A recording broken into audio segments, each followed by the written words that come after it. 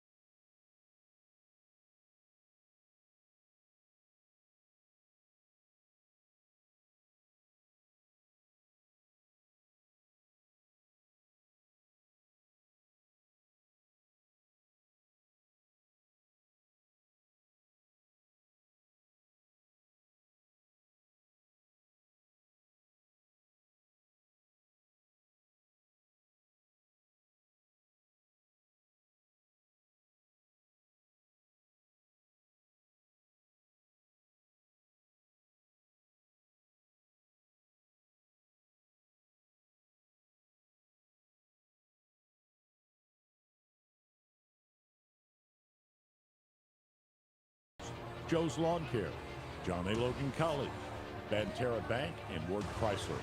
Also making this broadcast possible, the City of Carterville, Heather's Bake Shop, the Bank of Heron, and Polar Whip.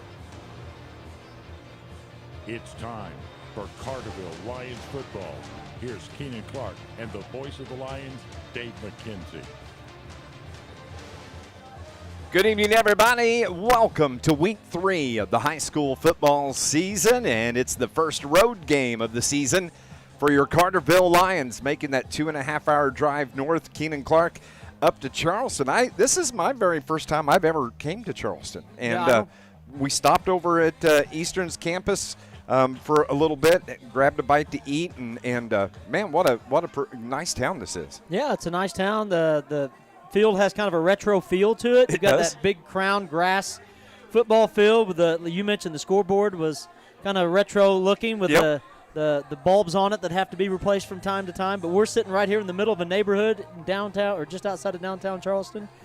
Should be a fun night. Absolutely. Carterville looking to pick up their 3rd win of the season. Charleston looking to pick up their 1st win of the season.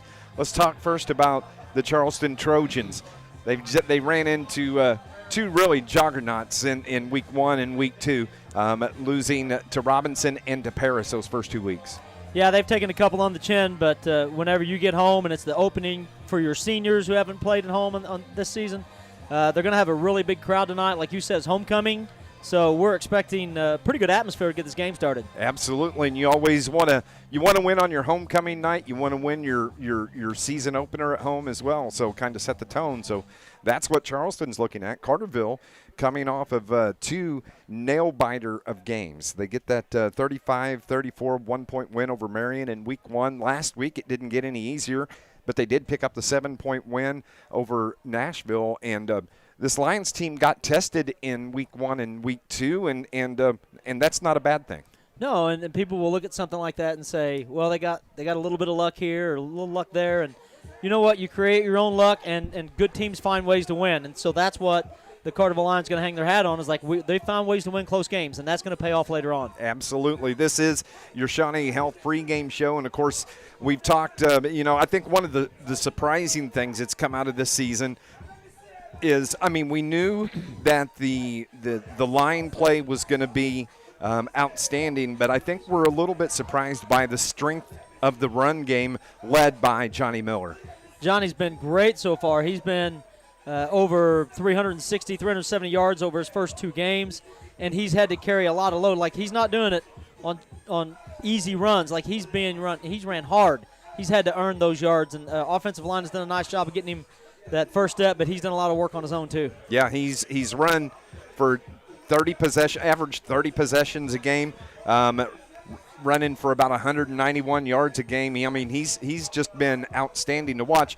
Then on the other side, you got your quarterback in Andy Johnson, and Andy Johnson, you kind of thought maybe he might be one of the passing leaders in the region. That's kind of what I thought coming into the season, but it turns out he's a running threat too. He is. He's ran the ball really well, but let's not go to sleep on his passing. He can throw the ball, but we haven't had to yet. Right now, when you're running the ball for 250, 300 yards a game, you don't have to throw it that much.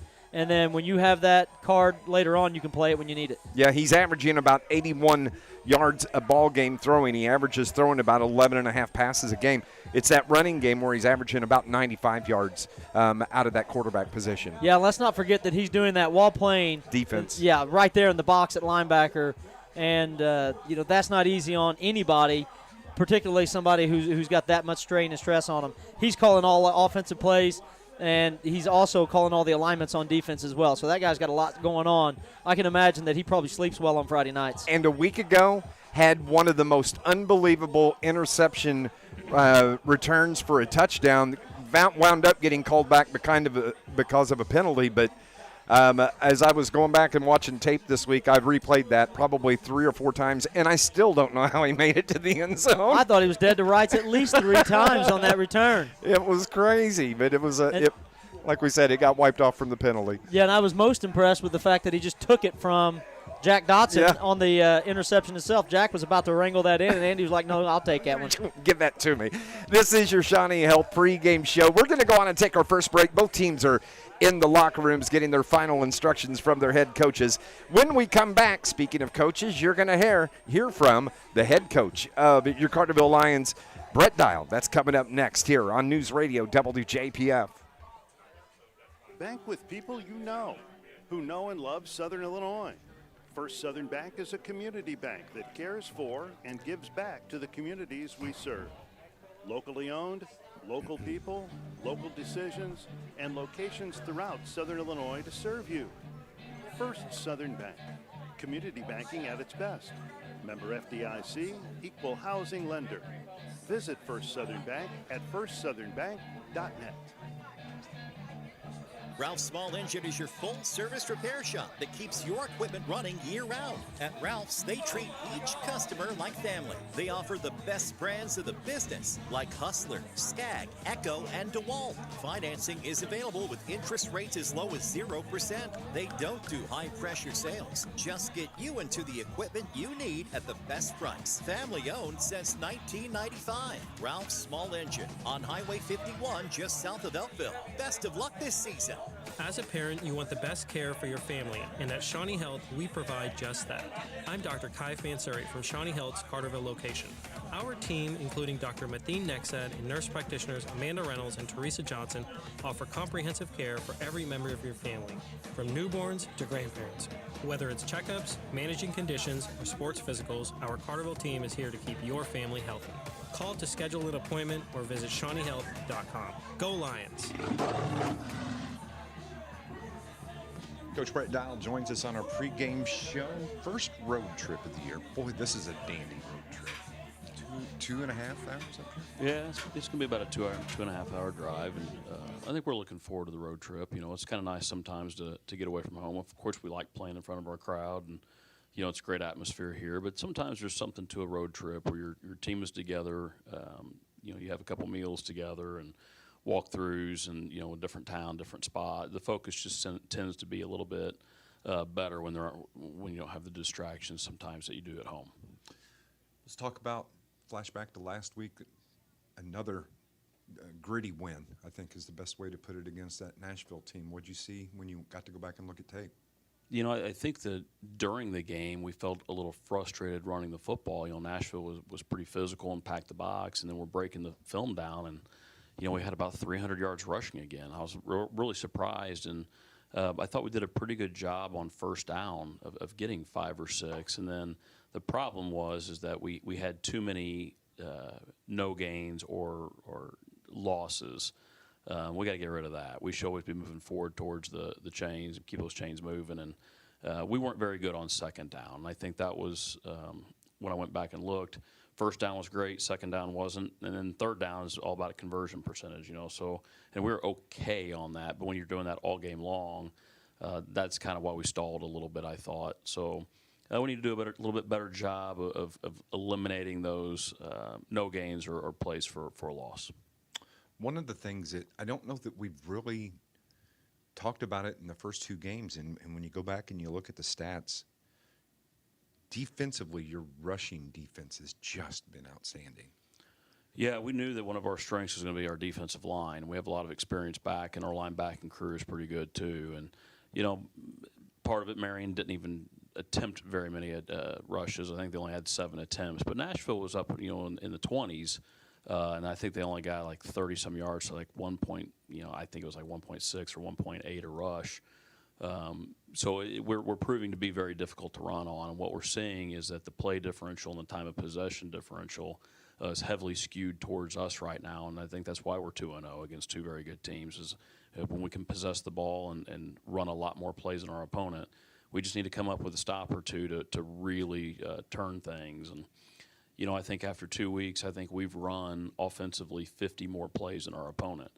You know, I mean, geez, that's a lot. I mean, if you're thinking 2 plays a minute, you know, all of a sudden, you know, 25 minutes, that's a half of football. So, you know, that's just in the play differential. And then after that, it's still, you know, pretty heavily skewed towards us. So we can continue to do those types of things. We'll continue to have some success. I think one of the things, too, is the fact your defensive backs have really kind of trial by fire in the first 2 weeks because they've faced 2 really good passing quarterbacks.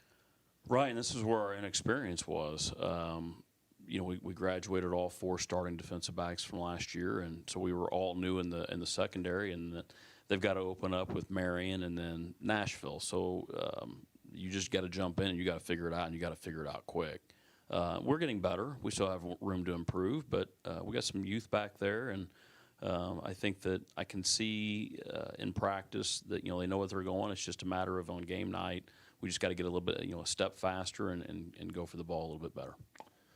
Facing a team in Charleston that has started off the season 0-2, but it's not a game that you can take lightly.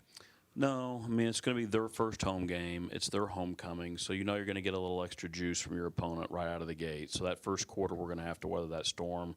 The quicker we can, you can bring it back to me after this, and kind of get the homing rush and the pep assemblies and parades and all that stuff out of the system. The better off we'll be. So it's important for us to be very sound, get out to a good start, and try to get a little bit of separation on.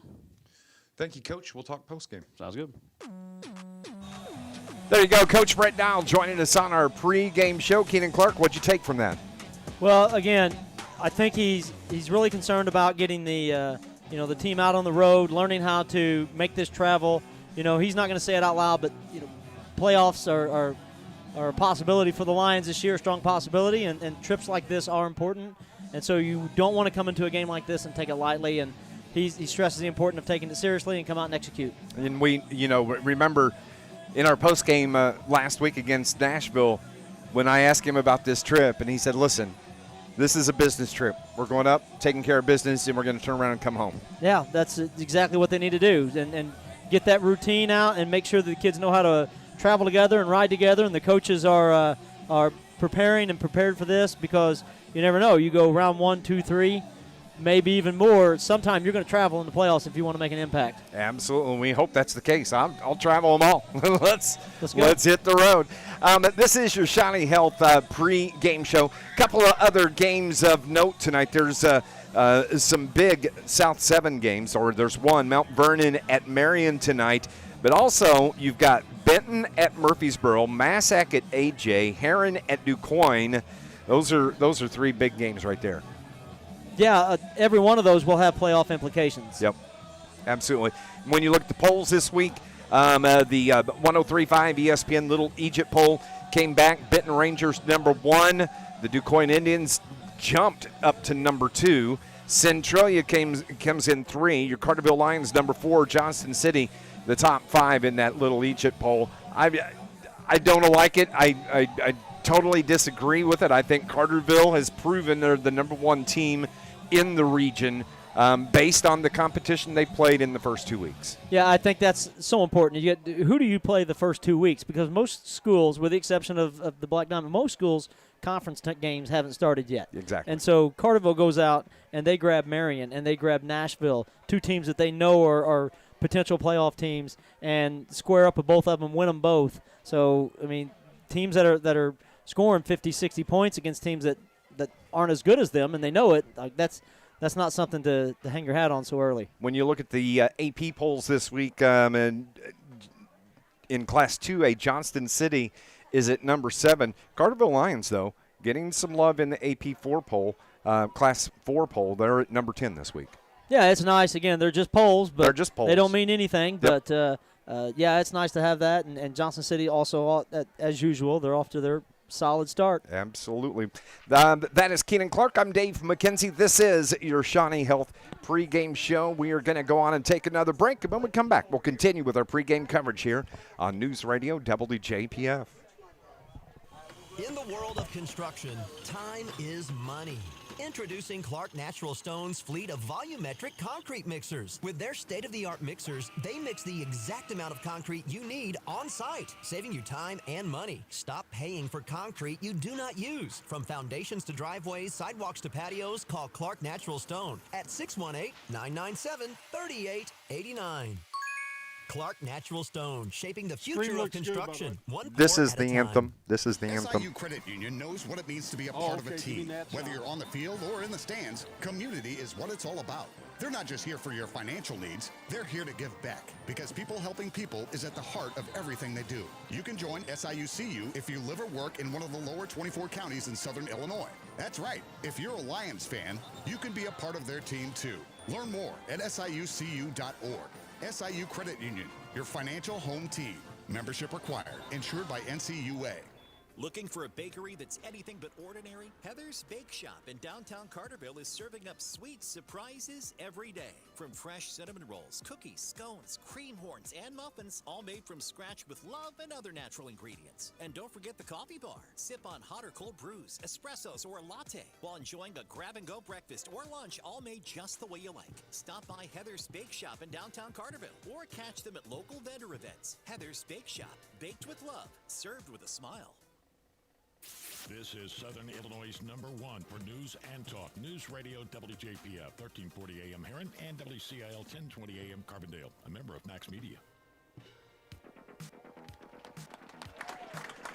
Welcome back to Charleston High School. Dave McKenzie, Keenan Clark with you here as we continue on our Shawnee Health pre-game show. Nice job by the Charleston High School band on the national anthem here this evening. It's turned out, Keenan, to be just a beautiful night here for football.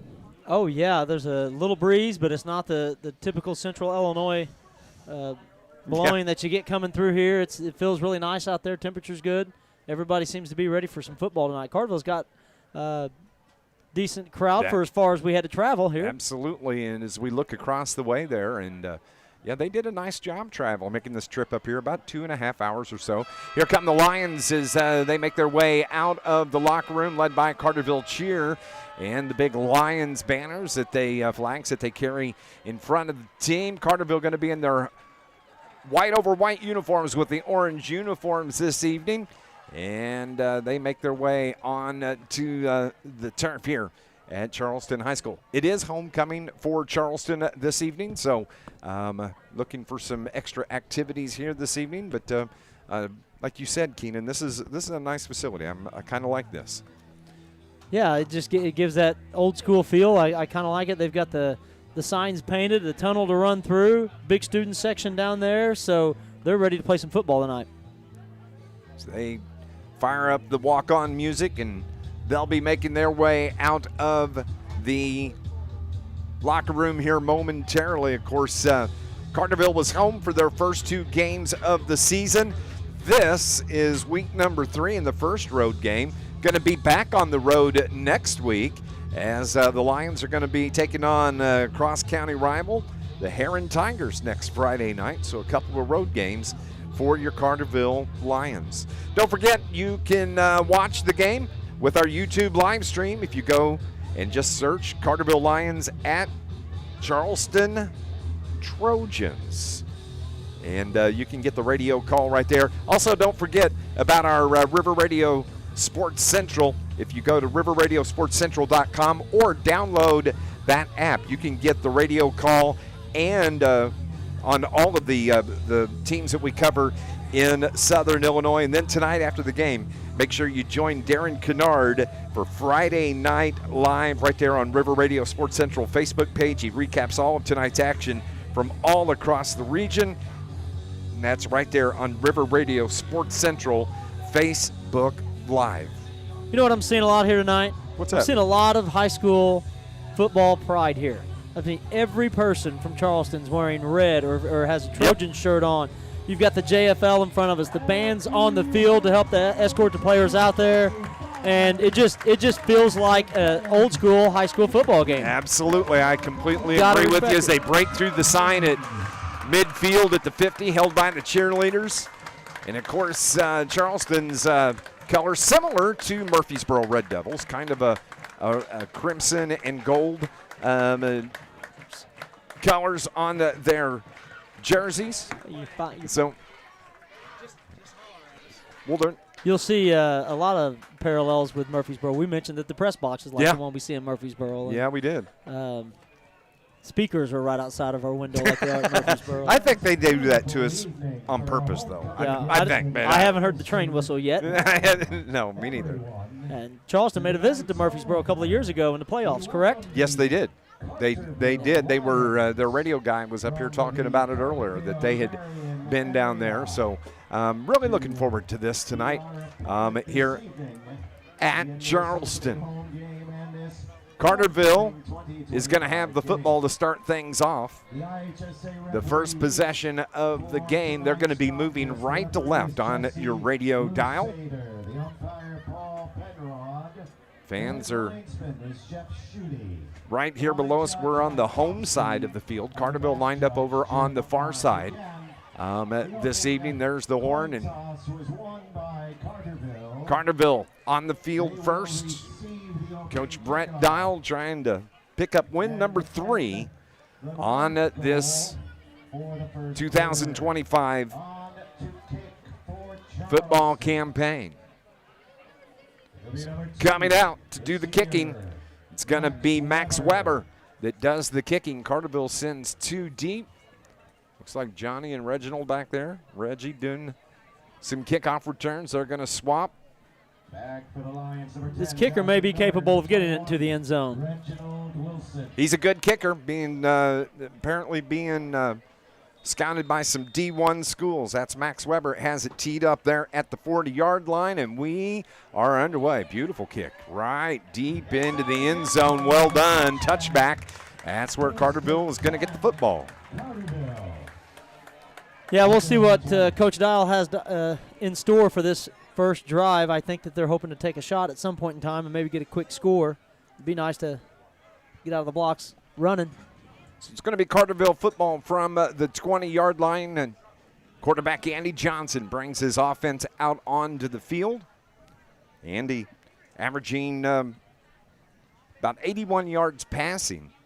He's also averaging about 95 yards running the ball. Then you have Johnny Miller that's averaging about 191 yards on the ground in the first 2 weeks of the season. 2 trip receivers over to the far side for the Lions. It's give to Miller, and he's popped right at the line of scrimmage.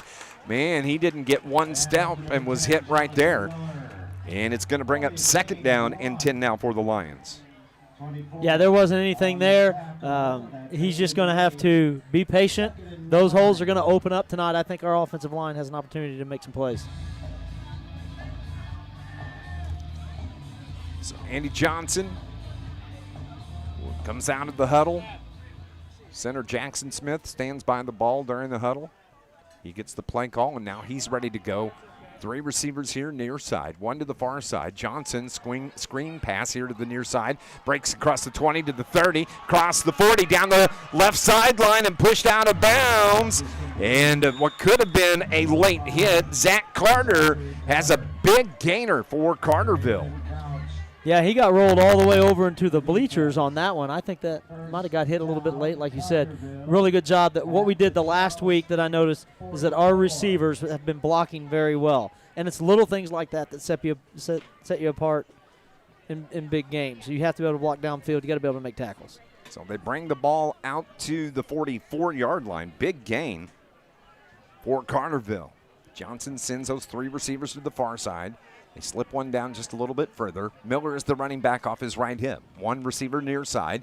It's a quick pitch to Miller over his shoulder. He has to come back to get it. Tries to get to the outside. It's going to be a big loss. A loss of about 7 on the pitch from Andy Johnson, and it just went off the fingertips of Johnny Miller. Yeah, nothing fancy there. We didn't do anything wrong other than the pitch was probably a little bit behind him. He pitched it to the back shoulder. Miller couldn't wrangle it in. And instead of falling on it, he decides he's going to pick it up, try to make a play, make something happen. There just wasn't anything there. So it's going to be loss of 7, 2nd down and 17 for the Lions. The ball is at their own 48-yard line. So it's 2nd and 17. Johnson, ball from the far hash. He works from the shotgun. He brings Jamie Jones in motion to the left side. Swing pass here to the near side. That's caught by Squallers. Aiden gets a block. Gets to the outside. Drug down from behind once again. Picks up some chunk yards there for the Carterville Lions. So it's going to bring up a 3rd down and long now. Looking at man coverage out here with Swallers, and I think that was Cappy, perhaps. And it's just man coverage. They have no safety over the top. So what Andy does, he steps back. They send Jamie Jones out here to block for Swallers and throw a little bubble pass out here, bubble screen to him, and he had all he wanted to take. 3rd and 6 from the Charleston 41-yard line for Carterville. Johnson sends Jones in motion right side, low snap. Johnson rolls out, throws it, finds his receiver. It's caught, and it's going to be short of a 1st down. Jamie Jones, the receiver, and a nice tackle out there by the Trojans to keep him short of that 1st down marker.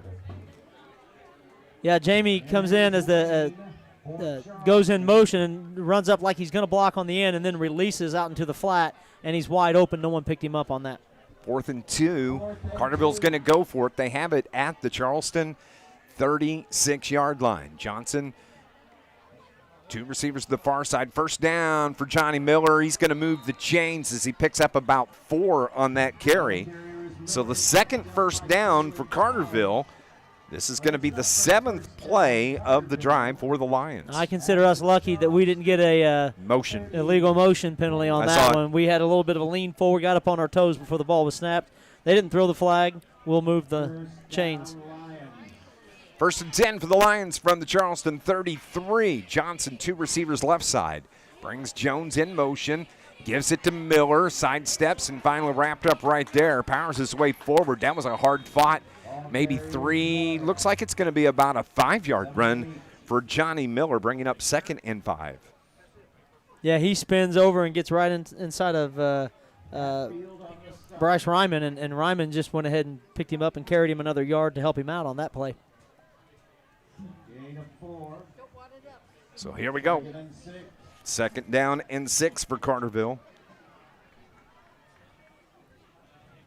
Johnson drops straight back. Looks across the middle, has his man, overshoots the receiver. Marion Adams, the intended receiver. Marion, who stands 6'5", that was well over the top of his head. And the ball was at the hash, so you kind of expected the ball was going to sail a little high if you're throwing off of that crown, because we're on a grass field, so they've got it set for drain. And you expect when you throw the sideline with a big crown like that, you're going to leave it high, but he left that one high over the middle of the field, and Marion just could not get to it. 3rd and 6 from the 29 for the Lions.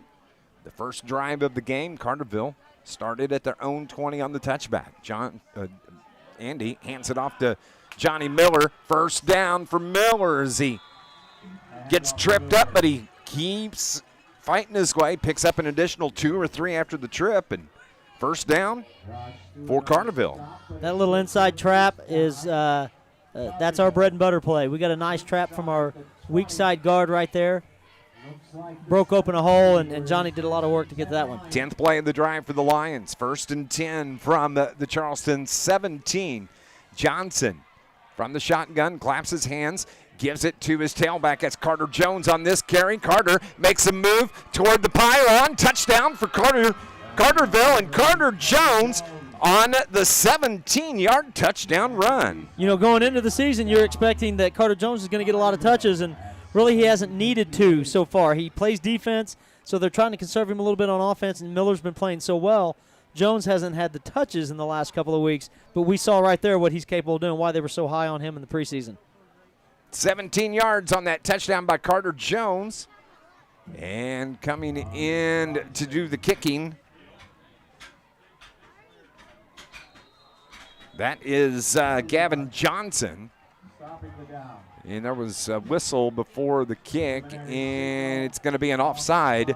So that means Carterville's going to remove the kicking team. They'll go for 2 here. Carterville notorious for doing that. They have done it for points. years. Every single week it seems like we get one. 6-0 is our score. Carterville leads it. And Johnny Miller jumps over the blocker to get that one in. 2-point was good. And Carterville leads it 8-0 here with 7:56 showing on the clock at Charleston on News Radio WJPF. High school football is here, and that means the return of Friday Night Live. I'm Darren Kennard, and you can join me live on Facebook after tonight's game for River Radio Sports Central's Friday Night Live. Catch all of tonight's scores and join in the discussion on the River Radio Sports Central Facebook page. River Radio Sports Central, powered by Clark Concrete, Ward Chrysler Center in Carbondale, and IBEW Local 702. I'll see you live on Facebook tonight for Friday Night Live. The Looking for the right shoe with the right fit for running, hiking, or walking? RTS Outfitters in Marion is just for you. At RTS Outfitters, they do a unique 4-step fitting process that reveals your gait and foot characteristics. The right shoe with the right fit just for you to help reduce injuries and increase comfort. RTS Outfitters carries top brands like Hoka, Brooks, On Cloud, North Face, Garmin, and more, plus accessories and hydration supplies. Visit RTS Outfitters in Marion or at rtsoutfitters.com. Welcome back to Charleston. Carter Jones, a 17-yard touchdown. Lions get the 2-point conversion. They lead it 8-0 here.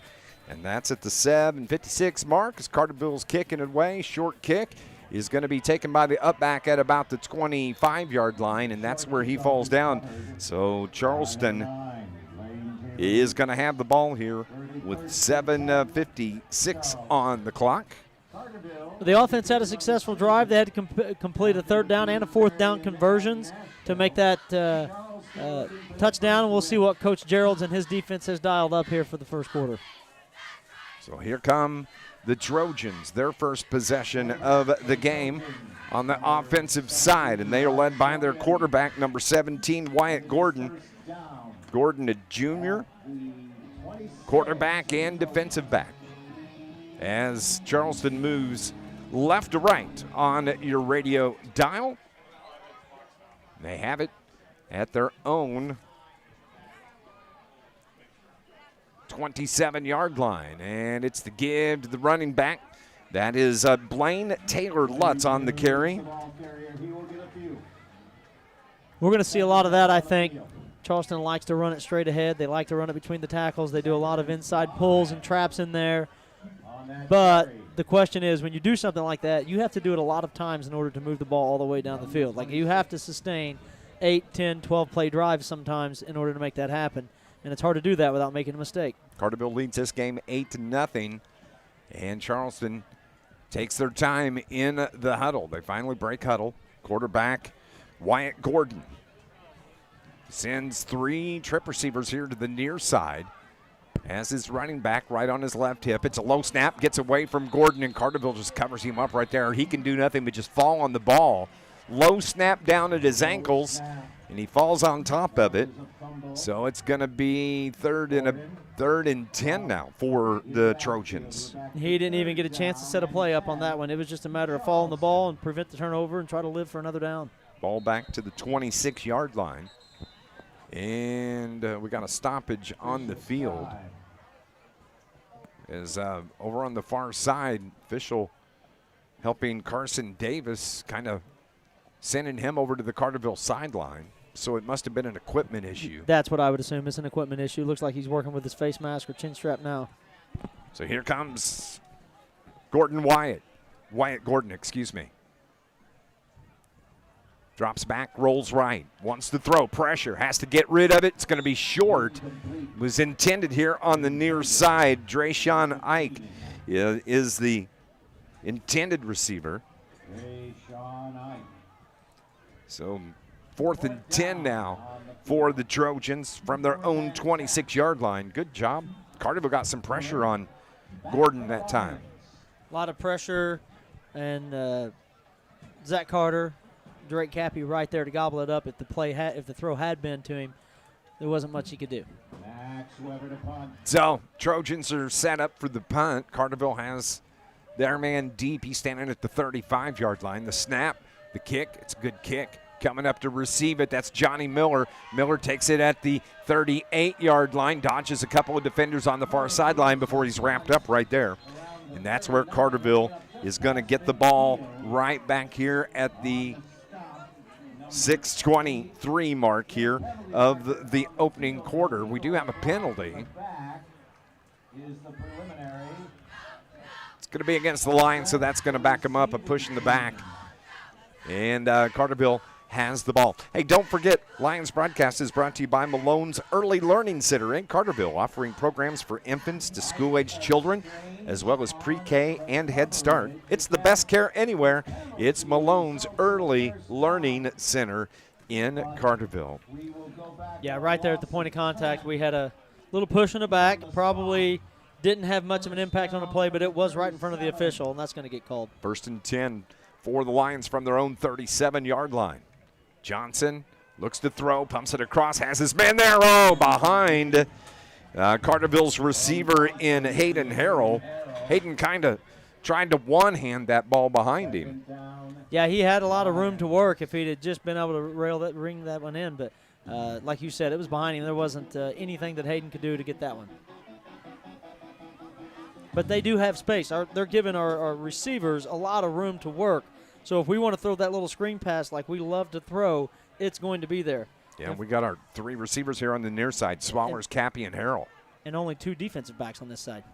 But it's a give to Miller. He breaks up right up the middle. 1st down and more for Johnny Miller as he puts his helmet right into the defender's chest before being brought down.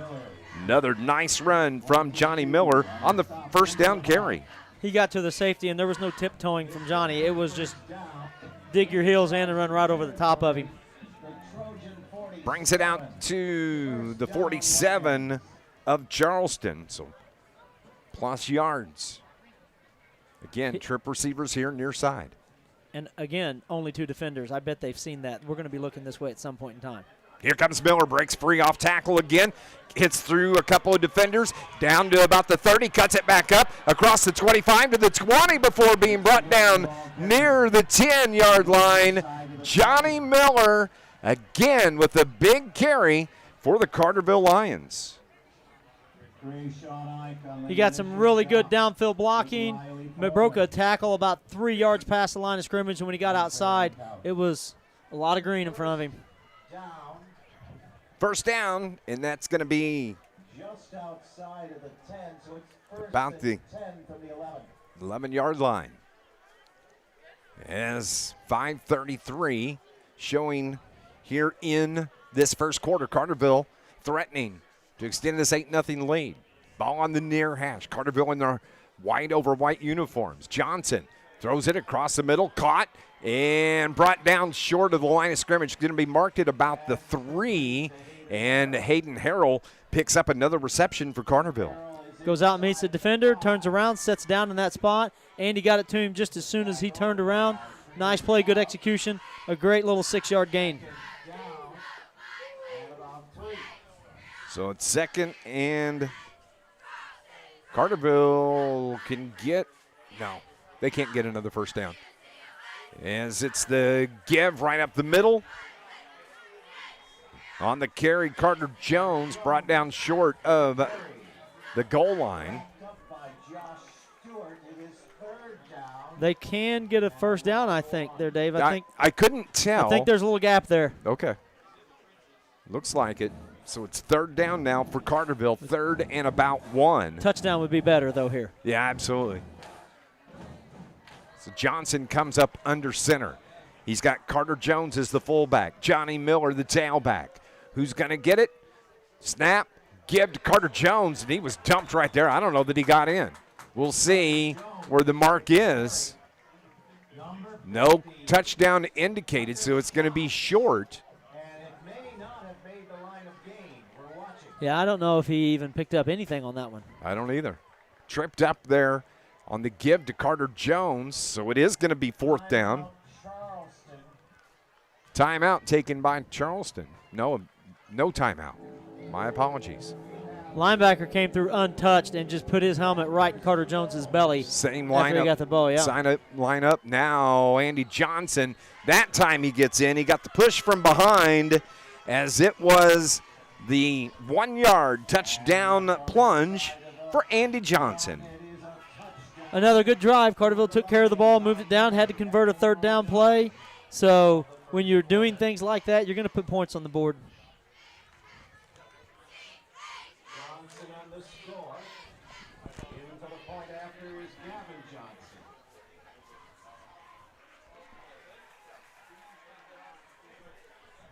Kick is good. And so Carterville leads it 15-0 here at Charleston in the 1st quarter after the 1-yard touchdown run from Andy Johnson. We'll be back on News Radio WJPF.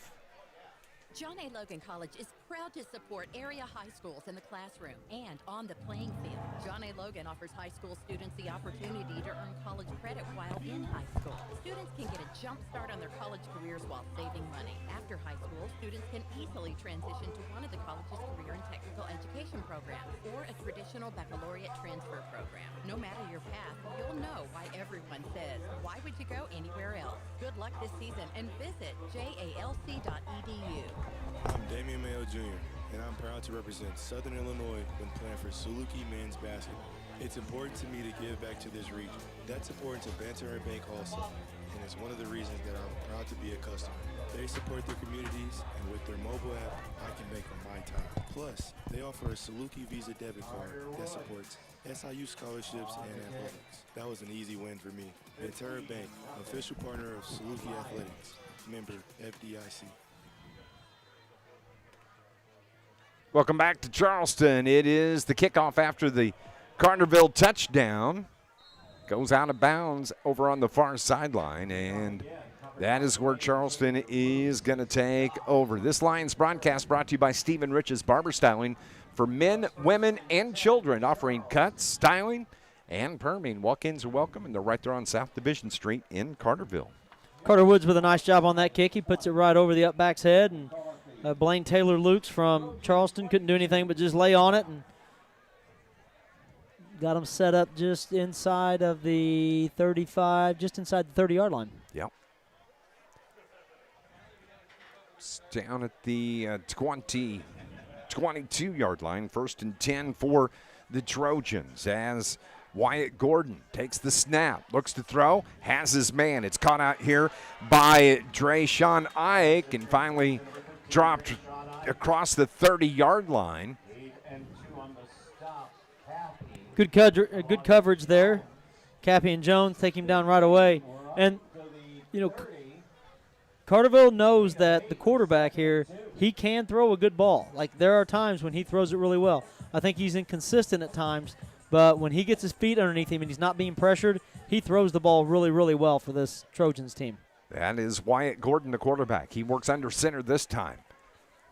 2nd and 2 for the Trojans. Takes his time trying to maybe get Carterville to jump. They don't. Turns around, hands it to his running back who falls forward. That's close to the line to gain. And it's enough to get the first down and move the chains. And that is the first down for the Charleston Trojans here in this ballgame.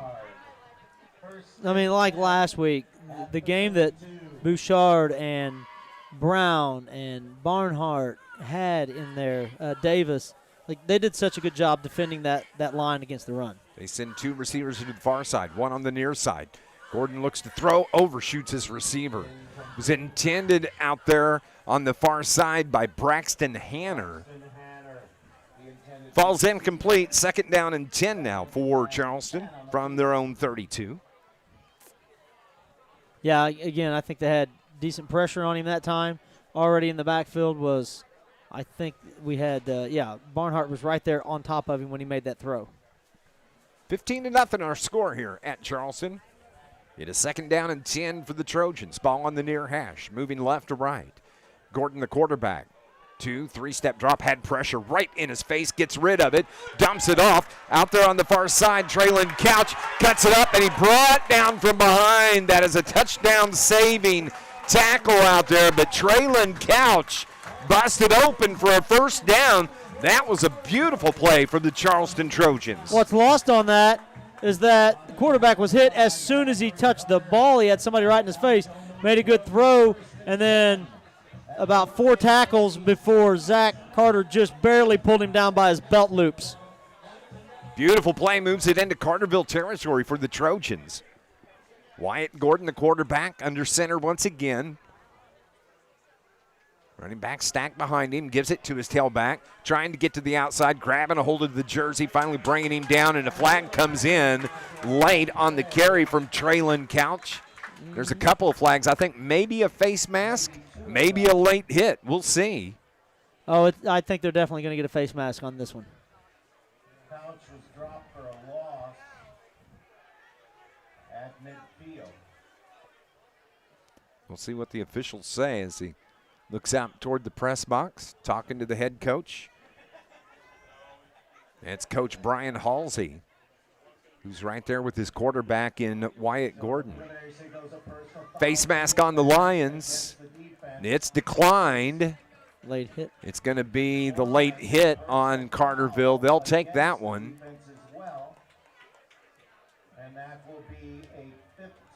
Yeah, Jack Dotson came in, and his hand gets up right inside the helmet of the running back there, and then Carson Davis comes in a little bit late, and the pile is over and rolls right over the top. And they're going to take that. They're going to take that penalty every time. It's down to the Carterville 34. It's 1st and 10 from the 34. So Wyatt Gordon under center once again. Good drive being put together by the Trojans. Drop back. Gordon wings it out to the far side off the fingertips of his receiver, Waylon Schaefer. So it's 2nd down and 10 out there for the Trojans. Now those are the passes you're expecting to see sail a little bit. Yes. He's up on top of the crown. Yeah, he's throwing to the low part of the field. Absolute middle of the field, and he's throwing it outside the hashes. The ball's going to stay up. Ball from the Carterville 34-yard line. 2 receivers far side, 1 to the near side. Gordon got Carterville to jump. No flag. To give to the tailback and banging his way out is Blaine Taylor Lutz. Excuse me. So it's going to be short of a first down. Andy made a nice job of coming over and cleaning up that. It looked like he was trying to break free. Dotson comes in and helps pull him down as well. 3rd and 3 now from the 27-yard line of Carterville. Carterville needs a defensive stop right here. 1 receiver near side, 2 to the far. Gordon hands it to his tailback. Lutz again. Taylor Lutz right at the line of scrimmage. It's going to be short. He picked up about 2, but he needed 3. So now it is 4th and 1. The ball is setting right at the 35-yard line of Carterville. Carterville's D linemen are right up on top of that ball. And the expectation is that Charleston was going to do a lot of inside traps, a lot of pulls, GT, that kind of stuff. And I really haven't seen their linemen moving out a whole lot so far. They're going straight ahead and just trying to push it right at us. Silas Lee just checked in for the Lions. So it's 4th and 1. Gordon, he's going to keep it, has the first down as he just kind of shuffles his feet behind that offensive line. And got to give credit to that Trojan offensive line right there. Yeah, they're doing a really good job right now of getting underneath our guys and putting us back on our heels. They're not getting big gains. They're not breaking anything right now, but it's still enough to sustain a drive. But if you try to sustain a drive long enough, something bad could possibly happen. So it's 1st and 10. The ball is at the 22-yard line. Trojans threatening here. There is 28 seconds remaining in this first quarter. Gordon.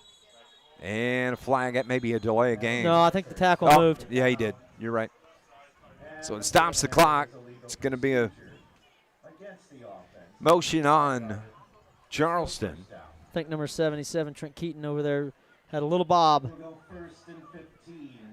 You know, if they're going to continue to pack in with those tight splits and run right behind their center like that, I wouldn't be surprised if we see a Jackson Smith come out and play a series or 2 on defense. Be smart. Put the big guy in there. So it is 1st and 15 now. Ball sets at the 26-yard line. Gordon from the shotgun this time. Has Lutz on his right hip. Throws it out to the far side. It's caught out there. Well short of the first down marker, and a big tackle. Gang tackle out there by the Carterville Lions. And that ends the first quarter after the reception from Traylon Couch. That is the 11th play of this drive for the Trojans, and as we end the first quarter, we're going to flip ends and see what Charleston does here on this possession. 15-0 is our score. We'll be back here on News Radio WJPF.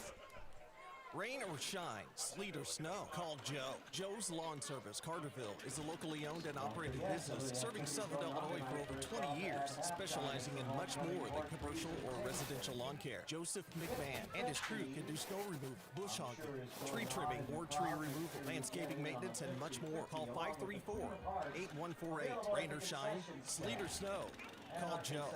534-8148. That's 534. Benton's up 7-0 on Murphy.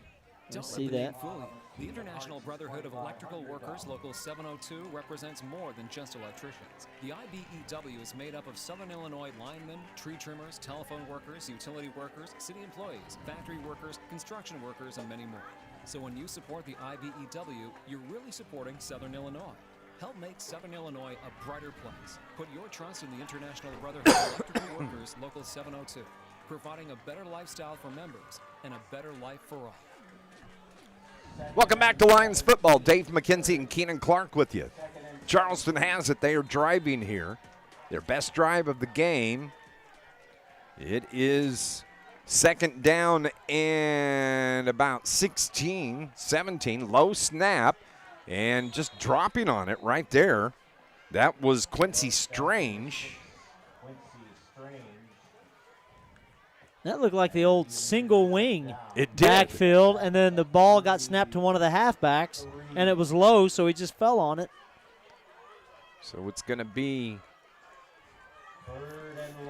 yeah, third and about 22, it looks like. As the PA said, third down and long. Very long. So here come the Trojans. This is the 12th play of the drive. The ball is at the 33-yard line. Flag stops the play. And it's going to be the delay a game. Delay a game, yeah. 5-yard penalty. Go back even farther on third down.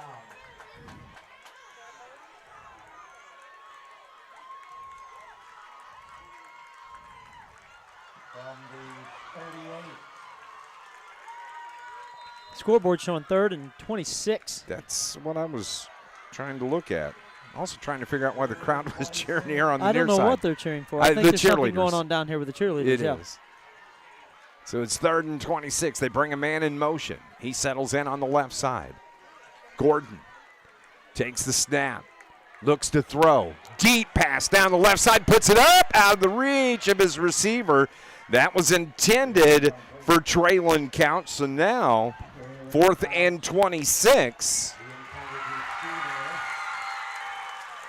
So they moved him out there from the halfback. They dropped him into that slot. He runs a straight, deep route, and they throw it as far as they can, hoping he can run under it. But Jack Dotson didn't bite. He stayed right on him the whole way, had him covered up. He's going to turn it over on downs. Nope. We still got a fourth down. My fault. Right My here. fault. You got to think they would. I would think they would punt. Try to pin us deep, but we'll see as they look here to the near side. Looks like they are setting up to punt. Looks like it's going to be Max Weber to do the punting. Gets it away and goes out of bounds. Yeah, I don't think it made it to the 20-yard line before it went out. So it looks like he would have been better off punting into the end zone. Lions broadcast is brought to you by Ralph's Small Engine, Route 51, just south of Elkville. Full-service repair shop to keep your equipment running. So Carterville's getting the ball back here. Comes at the 10:46 mark of the second quarter. First and 10 from the 25-yard line. So here comes Andy Johnson and the Lions. They lead it 15-0. Defense stands up on that drive. It was a 14-play drive from Charleston that comes up short. They have to punt it away. So Johnson gives it to Johnny Miller. Off left tackle, brought down out there. Not much of a gain. He gets back to the line of scrimmage, bringing up second down and 10 now for Carterville. Little stretch play by Carterville, trying to get the defense out and let Johnny get some room out past the end. But the outside linebacker did a really good job of getting penetration and forcing him back into the the help that he had. Carterville sends those 3 receivers here to the near side, and Harold, Cappy, and Swallers. One over to the far side, and the pass, there's a flag. It's going to be motion against the Lions. Somebody jumped early. I think the inside receiver, which might have been Jones. I think he realized he wasn't supposed to be on the line, tries to step back up off the line right before the snap, and when he did, that's what they got him for. I didn't know he couldn't be stepping back on the snap like that, but apparently not. That's what the call was, though. That's why I don't wear the stripes. Me neither. So the ball is right at the 20-yard line. 3rd down and 15 for Carterville. They give me strikes. There better be a Foot Locker nearby. That's exactly right. New shoes. Here comes Miller trying to cut to the outside. Wrapped up, thrown to the turf. Good defensive play out there by Traylon Couch of Charleston. He got his arms around Johnny Miller and tossed him to the dirt. You know, say what you want or about whatever you saw on the film for Charleston their first 2 weeks. This team's physical, and they're hitting. They're hitting us up front of the line of scrimmage, and their defense is coming at us full steam ahead, too. Yes, they are. Carterville jumped on them early. They're up 15-0. You got a mess going on there, brother. Long cords on the headsets get wrapped around the wheels on the chairs. So here's the Lions. It is 4th down and 5. Johnson reverses out, wings it up, puts it up. Oh! Over the fingertips of Jamie Jones, but it should have been picked off, and it falls incomplete to the turf. And now Carterville is going to have to punt this away. I should have turned the camera on in here. I need an engineering degree to get this chair and this cable I got running over here. I'm just going to get rid of that little guy. 4th and 15 for the Lions. Jamie Jones drops back. He'll do the punting for the Lions. Trojans send 2 deep here. And another penalty. That's going to be timeout called by Carterville. Brett Diel wants to talk over there on the far side. May have been Sean Gerald's that called the timeout. This Lions broadcast is also brought to you by Mayor Brad Robinson in the city of Carterville. They want to remind you that the Lions Club Fair Parade is coming up tomorrow. It's going to start at 12:30, and it's going to start right at the Carterville Junior High. It's going to go north on Division to James Street. Division Street's going to be closed from California on the south up to Bryan Street by the library for the duration of the parade. The city of Carterville, Mayor Brad Robinson say, let's go Lions. It is that Carterville Lions Club Fair that's taking place this weekend in Carterville, in that parade coming up tomorrow morning. 4th down and 15 after the timeout by the Carterville Lions. Jones does set up to punt. And the Trojans send 2 back. Jones stands at his own 13-yard line. Snap. And a pretty good kick from Jones. Brings it here to the near side. It's taken right there by Sean Ike. And Ike is brought down right here at the 47-yard line. Nice open field tackle by Keaton Basolo. Got a little help from defensive end Braden Brown on that. Those 2 guys came up and double-teamed him on that tackle and kept it from turning into something ugly. 46-yard line is where the ball is set down. Of course, that last drive by Charleston, time-consuming. 14-play drive came up short. Now, quarterback Wyatt Gordon on Charleston's side of the 50 from the 46. Turns around, gives it to the tailback, cuts it out, and brought down right at the 45. Another nice run there by the Trojans. That was Blaine Taylor Lutz on the carry. It's going to be about a yard short, 2nd down and 1 as he takes it out to the 46-yard line. It's about it's going to be 2nd down and 2, a gain of 8 on that last carry. So Gordon from under center. High steps, drops back, throws it out the far side, way over the top of the head of his intended receiver, Blaine Taylor-Lutz. So 3rd down and 2 once again from the 46. Yeah, try to get Lutz a little bit of space over on the other side, bring it this way, and then throw it back across the field. And I think what we're going to start seeing now, they had the play previous to this, that's when we saw that inside trap, and they come out and they busted our linebacker and opened it up for the big 8-yard run. And if they get a little space doing that, they're going to really give us some trouble. So here they go. 3rd down and 2. Under center, Gordon. And there was motion out on that far sideline. I think he flinched. Yep, just a touch. That's going to back him up 5. So instead of 3rd and 2, it's going to be 3rd and 7, and that can change your play call in a hurry right there.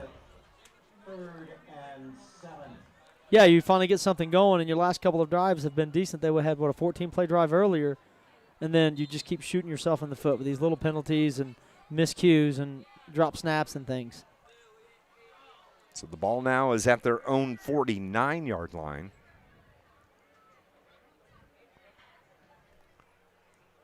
It is 3rd down and 7. Gordon, pressure, grab, gets rid of it, throws it across, incomplete.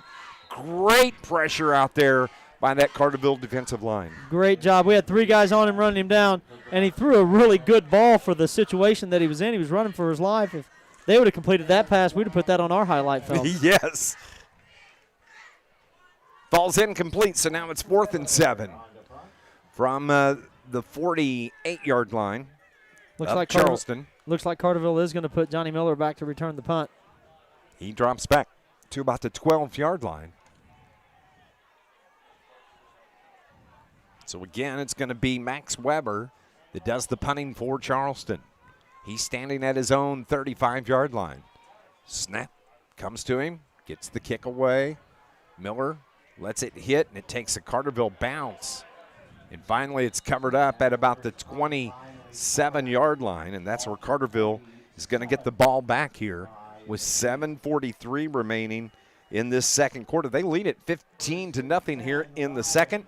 This Lions broadcast is brought to you by IBEW, Local 702, providing a better lifestyle for members and a better life for all. We're almost halfway through this quarter, and we have the same score that we had at the end of the first quarter. It's been a little dry for us for a while offensively here. Luckily, right now, the best thing that we've seen is that offensive bounce that came off the punt. We got about 9 yards off of that. So Carterville has it on the far hash. Andy Johnson, the quarterback, gives it to Johnny Miller. Finds an opening right up the gut. Has a 1st down and more. Carries it out across the 40 to about the 42-yard line. That hole was blown wide open by that Lions offensive line.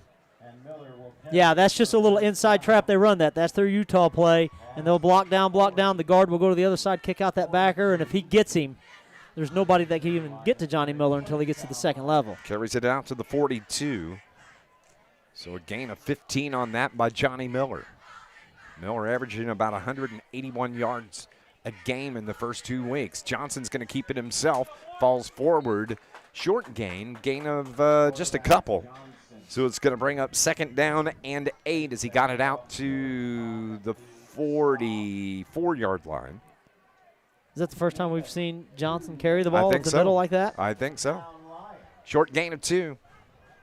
So it's 2nd and 8. Johnson trip receivers here to the near side. One out to the far side. Gives it to Miller, though. He's popped right at the line of scrimmage.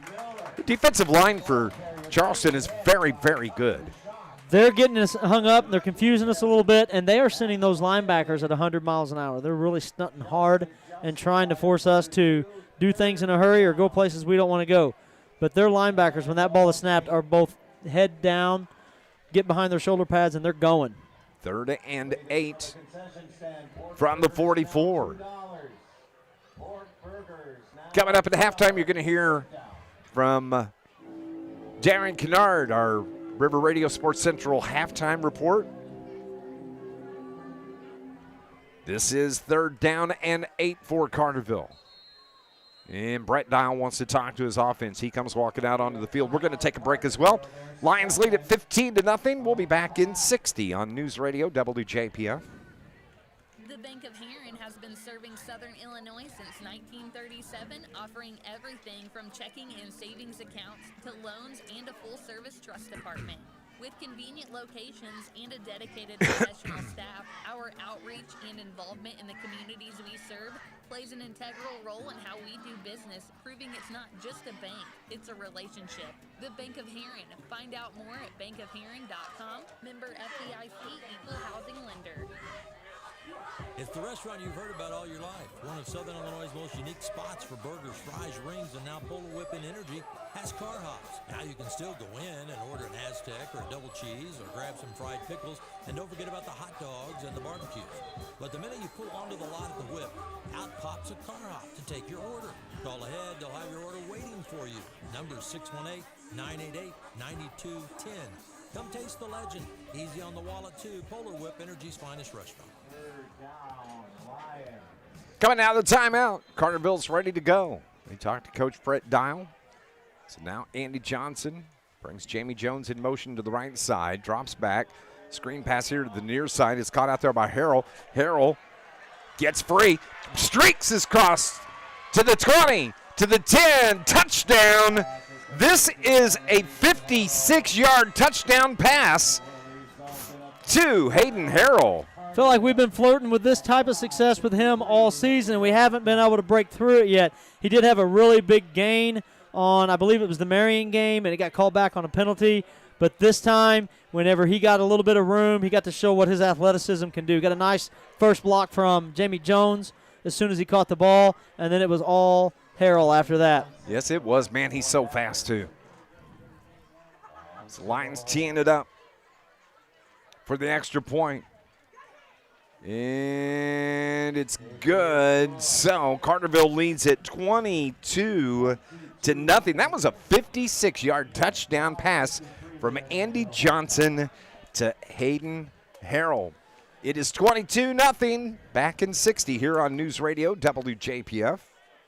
Central Hospital for Animals in Carbondale, Marion, Heron, and Harrisburg has been taking care of your furry family members for over 40 years. Now offering the VI Pet Plan by Snout. Get monthly pet care plans for dogs and cats with an annual value of just over $200 a month. They also offer puppy and kitten packages to take the worry out of their first year. Need flea and tick prevention? They offer 12-month injectables for dogs, as well as Brevecto Quantum, only available at Central Hospital for Animals. To be number one in the USA, that's the reason people say, Red Chrysler Center, yeah, you can't do better than that.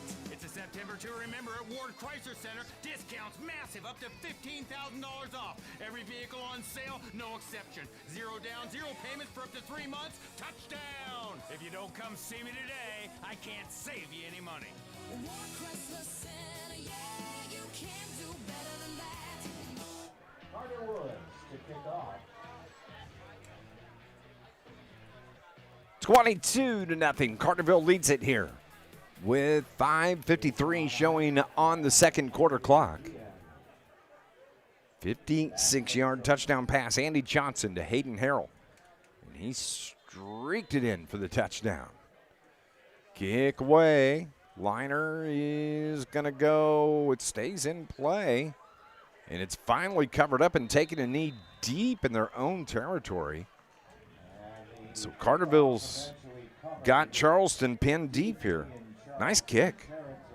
Yeah, he put the ball right on the side, making sure they didn't get a chance to get a good return on it.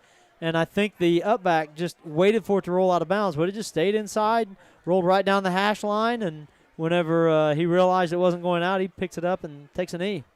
So pins himself down inside the 5. Nice job by Carter Woods. 1st and 10 as they have the ball at their own 5-yard line. It's 95 yards to go here. 5:52 showing on the clock. Wyatt Gordon, the quarterback. He stands in shotgun formation. 3 receivers here on the near side for the Trojans. Low snap, takes it Good pressure, gets rid of it. It's caught out here by Braxton Hanner. Hanner's dropped right where he caught the ball. It's going to be a gain of about 4, it looks like. Yeah, he got to sit in that pocket. He had pretty good time there. He made a play, and then Zach Carter's man, he just left him sitting in front. As soon as he caught it, closed in and made the play, give him minimal gain, make him to go again. Play was out to the 9-yard line, so gain of 4. It's 2nd down and 6 from the 9 for the Trojans. They have it on the near hash, moving right to left. Gordon from under center this time, turns around, hands it off to his tailback. He breaks off right guard and is brought down after a short gain of a couple. Barnhart got a hand on him in the backfield, and he just slipped out of his grasp, and then here comes Andy Johnson and Braden Brown and Jeremiah Bouchard to triple team him. It's going to be 3rd down and 3 after the gain of 3. So we'll see if the defense can step up right here. 3rd and 3 from their own 12. Gordon this time again from under center. Gives it to his fullback. 1st down. That's going to move the chains on the carry by Quincy Strange. Ooh, he just about got loose Yes, into he the did. 2nd level. Someone had a hold of his shoelaces and got him down. I can't see who that was. I think it was Barnhart, but it was. So it moves the chains. 1st down and 10 now for the Trojans. But it could have been a lot worse. Yes, it could have been. Trip receivers here on the near side. Gordon calls for the ball. Whips it out and is a little bit too far out of bounds. It was intended for Blaine Taylor-Lutz. I thought we had a chance at a pick 6 there. I did too. Out there in coverage for the Lions, that was Zach Carter. But Lutz just ran right out of bounds. I think he lost Taylor Lutz didn't know where he was at on the field. Got a pat on the back. No, Braxton Hanners, who's coming in late. So it is 2nd down and 10 from the 8-yard line for the Trojans. Wyatt Gordon takes the snap, throws it again, picked off by Carterville right there on the pick. That is that's number 44, Micah Jones. He's been out there Micah this whole Jones. series, Yep. and they've been throwing the ball his way, and I kept thinking that he's getting a really good look at the play over there. He does a nice job of seeing the backfield, and right there, that was gift wrap to him. He just squeezes it and runs it back about 7 or 8 yards, and Carterville now has the ball at the Trojans' 13. Yeah. Came right to Micah. He gobbled it up. Carterville threatening once again here after the INT. 3:47 showing on the clock.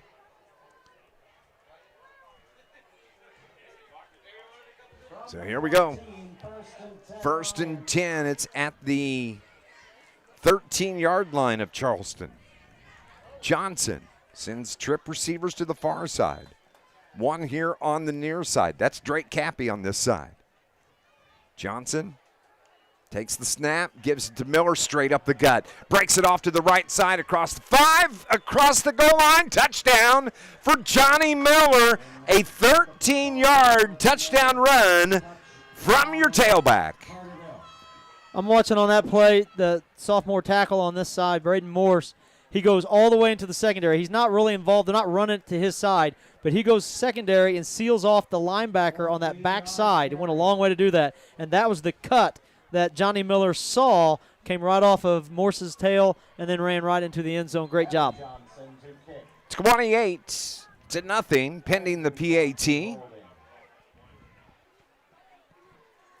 Johnny Miller, 13-yard touchdown run. He breaks it to the outside. They're trying to stop him short of the... We're short a player. We are. We only have 10 out there. And the kick is good. 29-0 is the score. Carterville leads Charleston here. It was Johnny Miller, the 13-yard touchdown run. We'll be back in 60 seconds. Bank with people you know, who know and love Southern Illinois.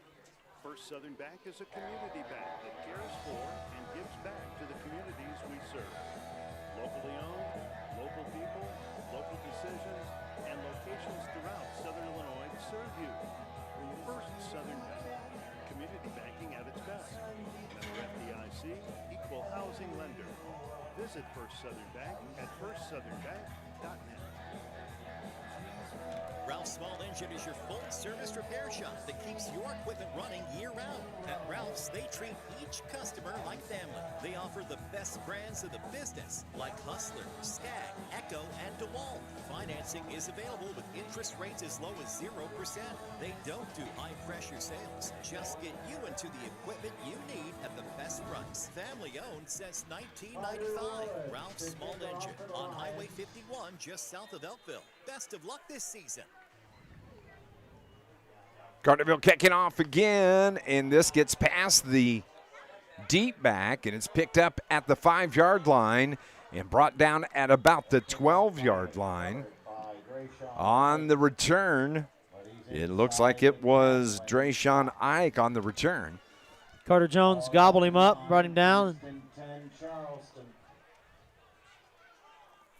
Good coverage by the defense. Things can break down whenever the ball's rolling around like that and everybody gets excited and takes off. And they stayed at home and made the play. 3:34 remaining here until halftime. It's Dave McKenzie and Keenan Clark with you here this evening. Lions in control 29-0. So Wyatt Gordon, the quarterback for Charleston, from under center this time. And they jump. It's going to push them back 5 more yards. Ball is at the 9-yard line. Looked like the left guard got a little anxious on that. They go back to the 6. It'll be 1st and 15, Trojans. It's going to be at the 4-yard line. It's a 1st and 15 for Charleston, the Trojans, and head coach Brian Halsey. Again, Gordon's under center. 3-step drop, throws it deep down the left side, has a man out there, overshoots him. It was intended for Braxton Hanner. Hanner winds up hitting the turf. He got his feet tangled up there with Drake Cappy on the coverage. But it's going to be 2nd down and 15 now for Charleston. Again, the ball thrown to the side. It was just thrown a little wide. He's getting the ball off the field entirely. He can't can't get a completion even if he does get to it.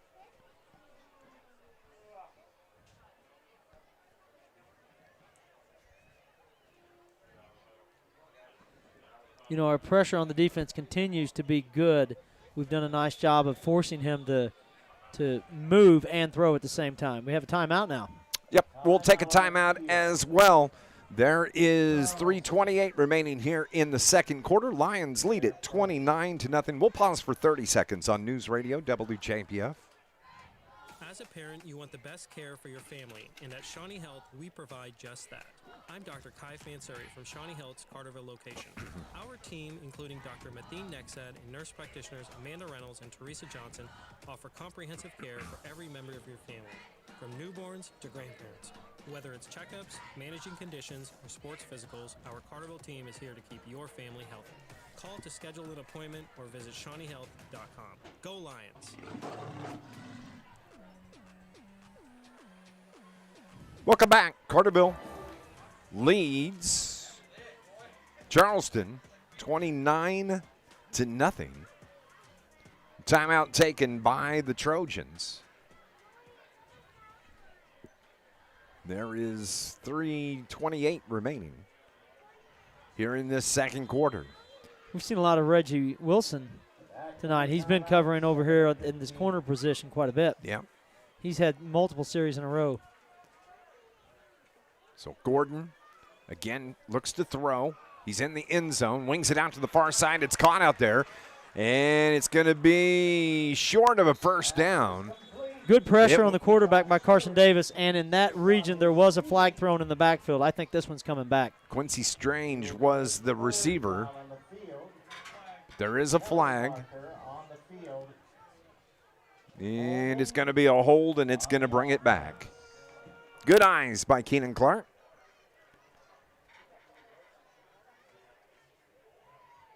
Yeah, Davis got deep into the backfield. He was right on Gordon as he was getting ready to throw it, and he got spun around. I think that's who the hold call was on because it came right at his feet. So it's going to place it down at about the 2-yard line.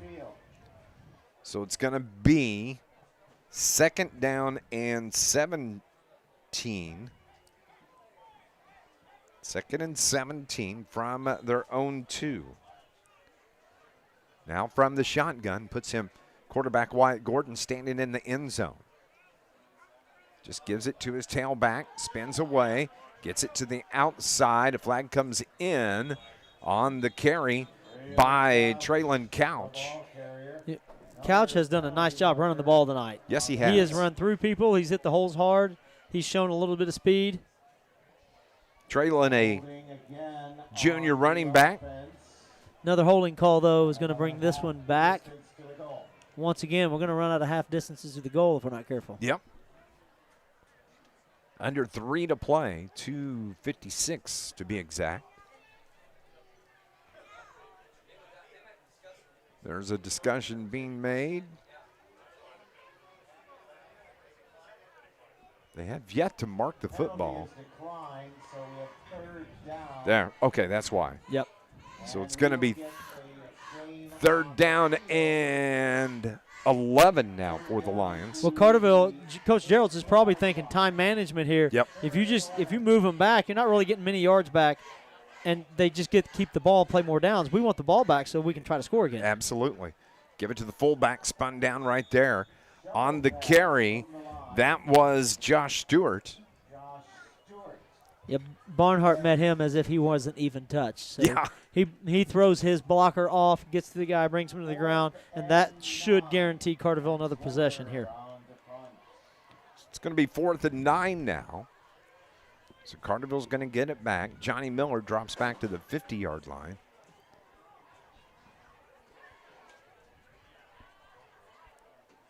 Setting up to punt.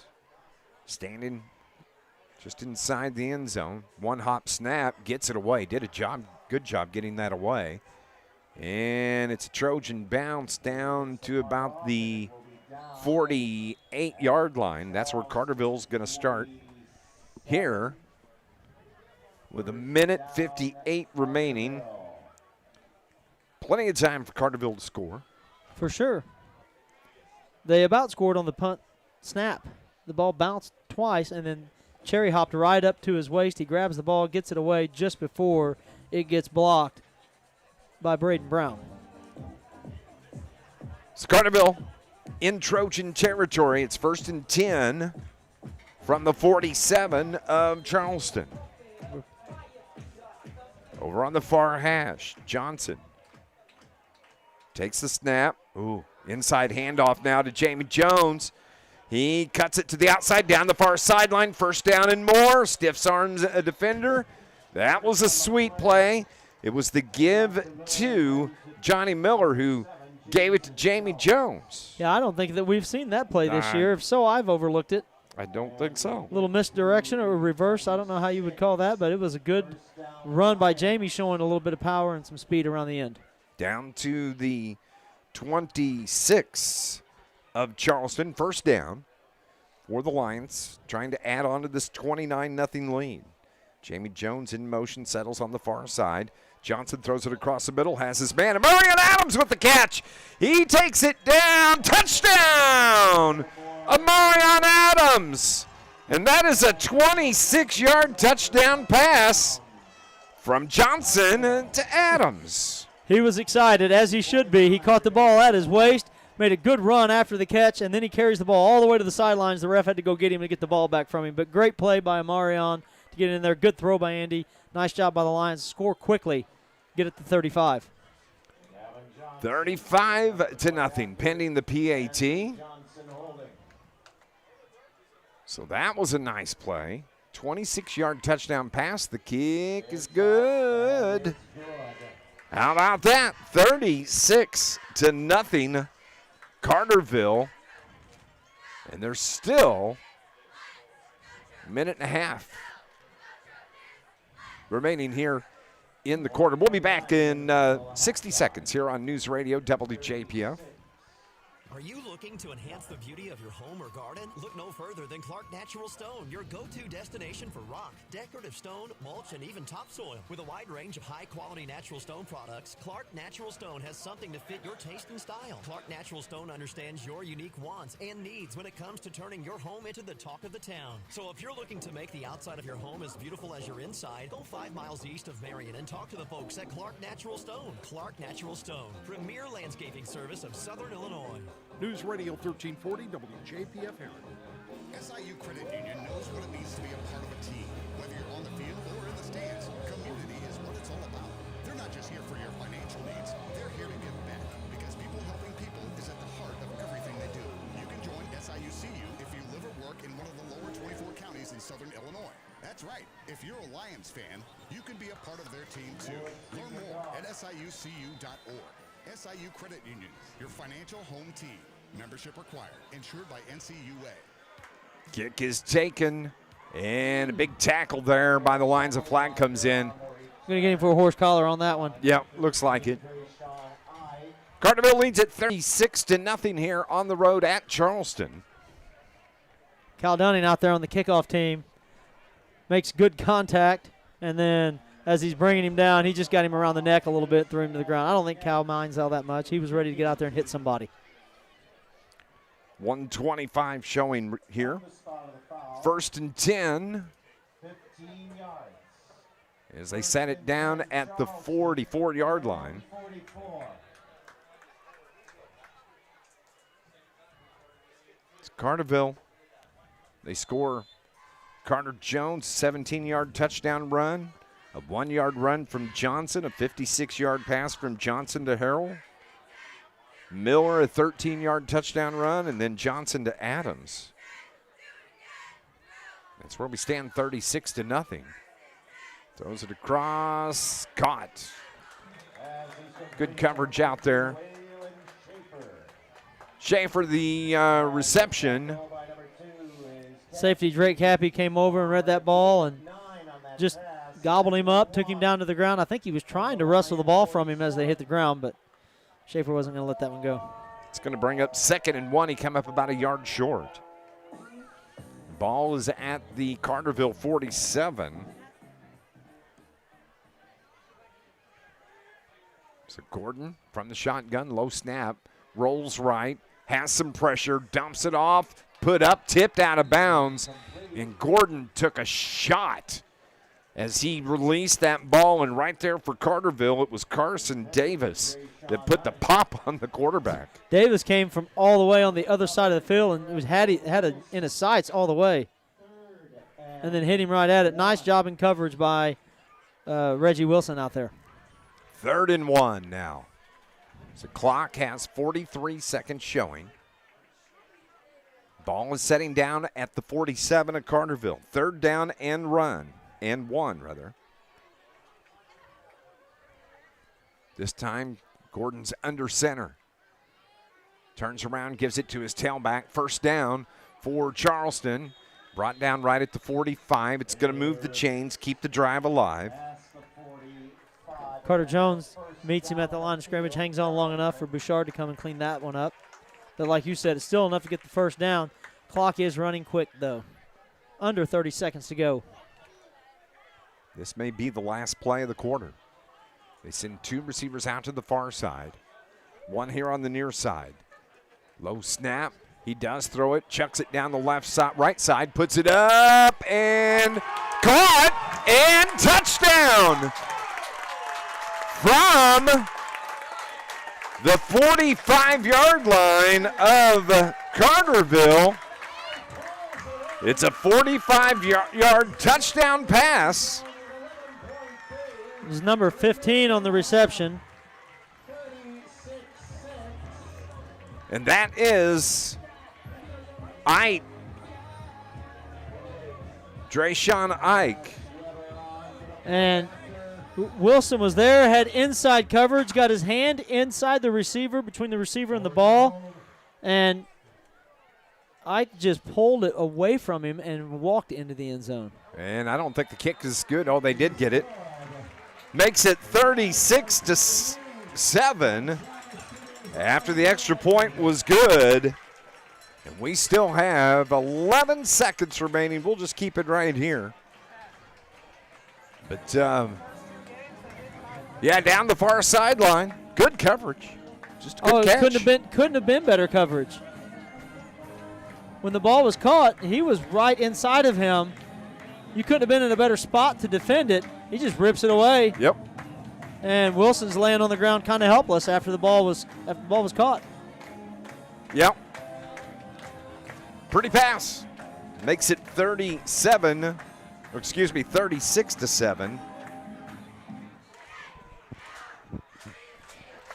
Carterville's going to have maybe one play.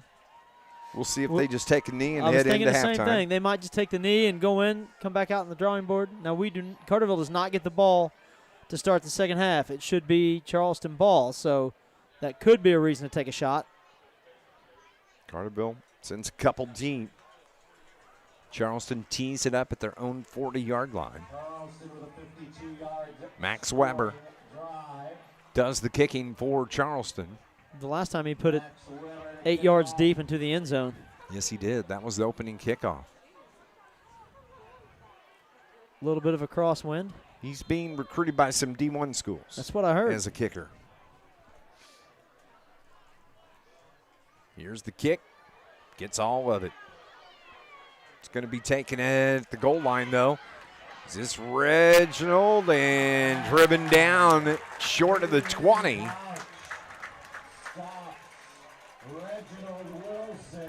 Reggie had a full head of steam, but he got ridden to the ground. I'm interested to see if we're just going to take a knee or if he's going to try to take a home run shot here with 6 seconds to go. 6 seconds is what's on the clock. I would say it's going to be 1st and 10 from the 19-yard line.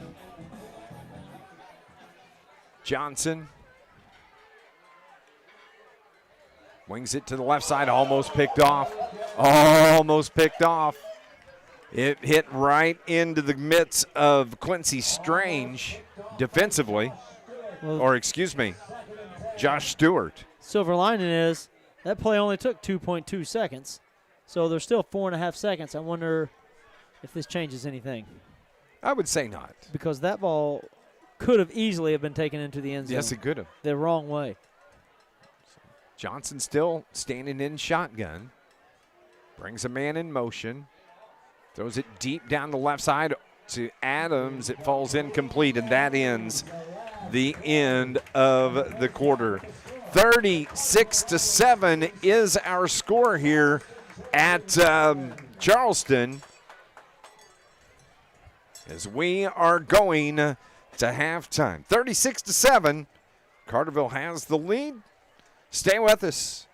Our first Southern Bank halftime report is coming up next on News Radio WJPF. Looking for a bakery that's anything but ordinary? Heather's Bake Shop. Let's go 90 here, and then I would do 90 Darren, 90, and then you can have another 90 after that.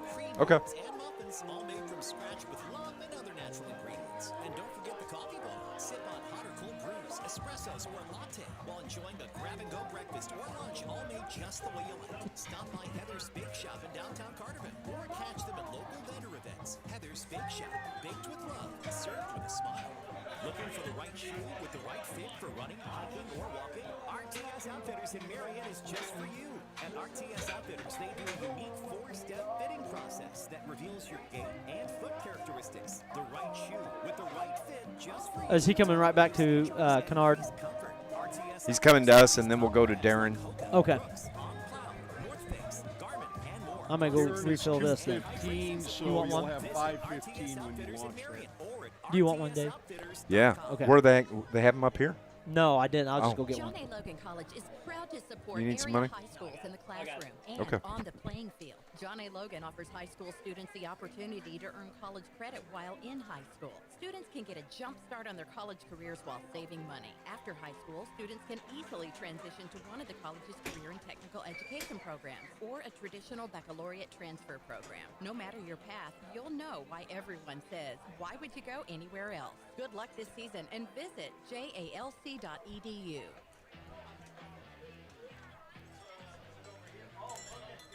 Welcome back to Charleston. It's Dave McKenzie and Keenan Clark. 36-7 is our score here at the half. And interesting first half of football, I would say. Yeah, it was all Carterville early on. Then we went through a pretty long dry spell until the middle of the second quarter. And then the last 7.5 minutes of the second quarter, there were, 25 points scored in the last 7.5 minutes. So it got real busy there for us for a while. Carterville had the opening kickoff, and they score with 7:56 remaining. It was Carter Jones on a 17-yard touchdown run. The 2-point conversion was good. Lions up 8-0. Then a punt from Charleston. Carterville gets it back, and 7 plays later, Andy Johnson takes it in for a 1-yard touchdown run. Extra point good. 15-0 Lions at the end of the first quarter. Back and forth, a couple of possessions there between Carterville and Charleston. Carterville has the ball at the 7:43 mark of the second quarter, and it was a 56-yard pass from Johnson to Hayden Harrell at the 5:53 mark. The extra point was good. Carterville led it 22-0. Then Charleston gets the ball, and Micah Jones picks it off for the interception. That was a nice play from Micah Jones. Yeah, he did a great job setting his coverage, waited for the ball, and actually it was almost a 20-yard return on the interception. 3:47, Carterville has the ball. They score at the 3:41 mark. 13-yard run from Johnny Miller, and the extra point was good. Then Charleston gets the football, and they score on a 26-yard, or excuse me,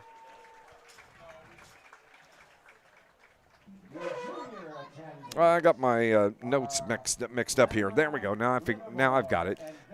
Charleston winds up having to punt the ball away, and Carterville scores here at the 1:29 mark of the second quarter. It was the 26-yard touchdown pass from Johnson to Adams. Extra point was good, made it 36-0. And then right before the end of the half, Charleston scores here with about 20 seconds remaining, and 45-yard touchdown. The extra point was good, and that's where we stand right now, 36-7. Yeah, that last touchdown, spectacular play. They didn't do anything wrong. Really good job on the coverage. Good job on the play. Homecoming here at Charleston. They're recognizing their homecoming court here at halftime. We're going to go on and take a break here on our first Southern Bank halftime report. When we come back, you're going to hear from Darren Kennard. It's halftime here. Lions lead at 36-7 on News Radio WJPF. Rain or shine, sleet or snow, call Joe. Joe's Lawn Service, Carterville, is a locally owned and operated business serving Southern Illinois for over 20 years, specializing in much more than commercial or residential lawn care. Joseph McMahon and his crew can do snow removal, bush hogging, tree trimming or tree removal, landscaping maintenance, and much more. Call 534-8148. Rain or shine, sleet or snow, call Joe. 534-8148. That's 534-8148. I'm Damian Mayo Jr., and I'm proud to represent Southern Illinois when playing for Saluki men's basketball. It's important to me to give back to this region. That's important to Banterra Bank also, and it's one of the reasons that I'm proud to be a customer. They support their communities, and with their mobile app, I can bank on my time. Plus, they offer a Saluki Visa debit card that supports SIU scholarships and athletics. That was an easy win for me. Banterra Bank, official partner of Saluki Athletics, member FDIC. Don't let the name fool you. The International Brotherhood of Electrical Workers Local 702 represents more than just electricians. The IBEW is made up of Southern Illinois linemen, tree trimmers, telephone workers, utility workers, city employees, factory workers, construction workers, and many more. So when you support the IBEW, you're really supporting Southern Illinois. Help make Southern Illinois a brighter place. Put your trust in the International Brotherhood of Electrical Workers Local 702, providing a better lifestyle for members and a better life for all. With your River Radio Sports Central halftime report, I'm Darren Kennard. IllinoisPrepVolleyball.com released its state rankings this week. We had 6 teams from area conferences in the 1A and 2A polls. NCOE is the number 1 team in 1A, with Edwards County checking in at number 5. In 2A, Fairfield is 3rd, with Carmi-White County 5th, Pinckneyville 7th, and Massac County 8th. Now, 4 of those 6 teams took part in the expanded 2-day Kathy Black Invitational at NCOE this week. The host Fighting Cardinals, Massac County, and Pinckneyville made it to the gold round, with NCOE beating Massac, the Lady Patriots beating Pinckneyville, and then the Panthers down the hosts. NCOE was declared the tournament winner based on set record tiebreaker, with Pinckneyville finishing 2nd and Massac County 3rd. Carmi won the silver division to finish 4th. Fairfield is playing in the absolutely loaded Crossroads Classic in Effingham this weekend. The Lady Mules are in pool play tonight, with bracket play slated for tomorrow. We are still a little more than a month away from the start of the cross-country postseason. Several of the area's top runners and teams have made their way to Peoria for tomorrow's First-to-the-Finish Invitational, which will be held at Detweiler Park, home of the state championships. We'll have results for you on the River Radio Sports Central scoreboard. The poll is up to choose our next Orthopedic Center of Southern Illinois in Mount Vernon Primetime Performer. We have 14 nominees for you this week. You can read about them and vote in the poll at riverradiosportscentral.com. The poll will be up until midnight tomorrow night. Be sure to like and follow River Radio Sports Central on Facebook and Twitter/X. Join us live on Facebook after the games tonight for Friday Night Live. We'll have all your scores and discuss tonight's Week 3 action. That'll be on the River Radio Sports Central Facebook page. We look forward to seeing you there.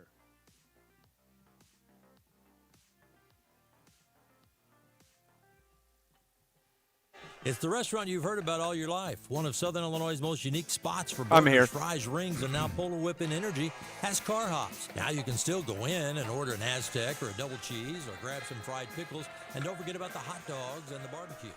But the minute you pull onto the lot at the Whip, out pops a car hop to take your order. Call ahead, they'll have your order waiting for you. Number 618-988-9210. Come taste the legend. Easy on the wallet too. Polar Whip, Energy's finest restaurant. Central Hospital for Animals in Carbondale, Marion, Heron, and Harrisburg has been taking care of your furry family members for over 40 years. Now offering the VI Pet Plan by Snout. Get monthly pet care plans for dogs and cats with an annual value of just over $200 a month. They also offer puppy and kitten packages to take the worry out of their first year. Need flea and tick prevention? They offer 12-month injectables for dogs, as well as Brevecto Quantum, only available at Central Hospital for Animals. To be number 1 in the USA, that's the reason people say, Ward Chrysler Center, yeah, you can't do better than that. It's a September to remember at Ward Chrysler Center. Discounts massive, up to $15,000 off. Every vehicle on sale, no exception. 0 down, 0 payments for up to 3 months. Touchdown! If you don't come see me today, I can't save you any money. Ward Chrysler Center, yeah, you can't do better than that. Back at Charleston, it's Dave McKenzie and Keenan Clark with you here at the half. Lions lead it 36-7 here on this week 3 of the high school football season. We're glad to have you with us here this evening. Let's take a look at some scores from around Southern Illinois. We'll start first with schools from the River to River Conference. Benton leads Murfreesboro 28-0. That's a third quarter score. Harrisburg getting beat by the Jersey Panthers at the half, 17-7. It is Nashville over Westland this evening, 34-20. West Frankfort beating Chester 19-14. That's a halftime score. And DuQuoin popping Heron tonight at the half. They lead it 40-0. They'll have the running clock in the second half at that one in DuQuoin. Games from South 7 schools. Granite City getting smoked by Cahokia this evening, 48-0 at the half. It's Marion all over Mount Vernon, 42-14. That's a second quarter score. And no score being reported, Carbondale and Collinsville. Looking at Cahokia Conference teams tonight, it's Effingham over Mater Dei, 21-14. As we said, Frankfort beating Chester, 19-14. Pinckneyville beating DuPont at the half, 13-7. Columbia getting the shutout on Redbud, 40-0 at the half.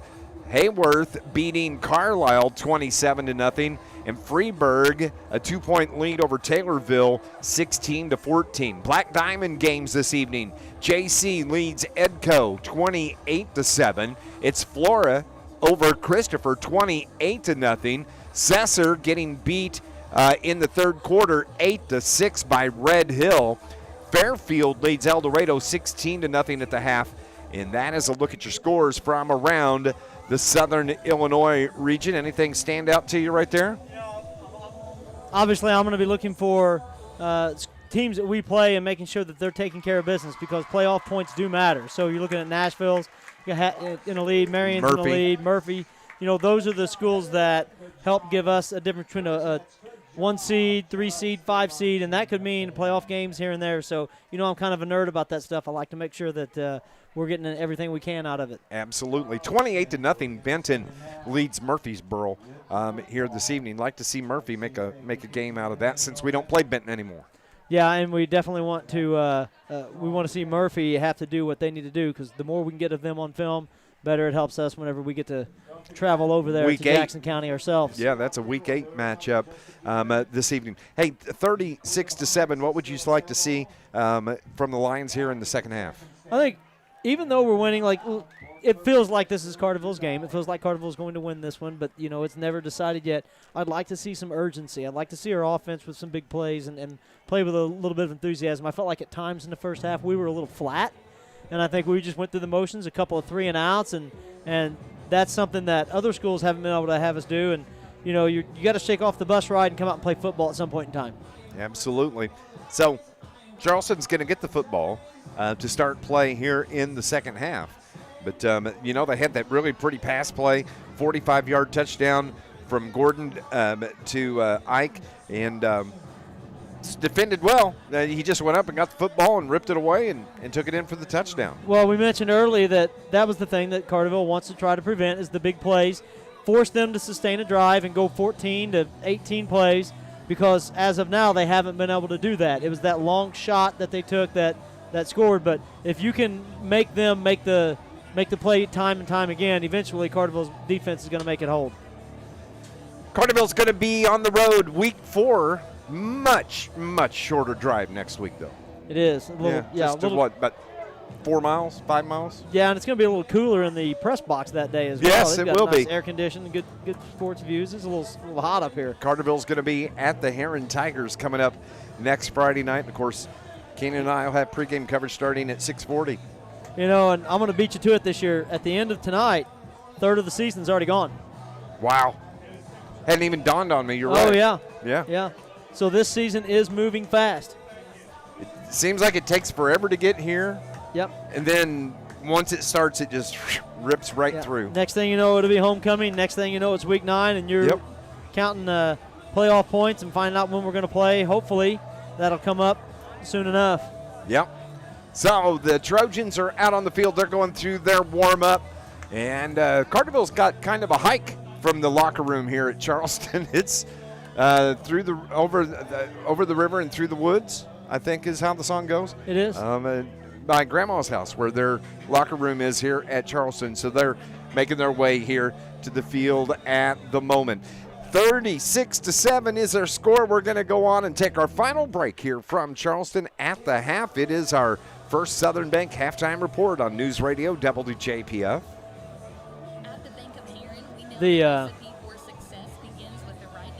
I couldn't get in over there, so this was donated to us by the coaching staff. How about that? I'll take some of that. You can have it.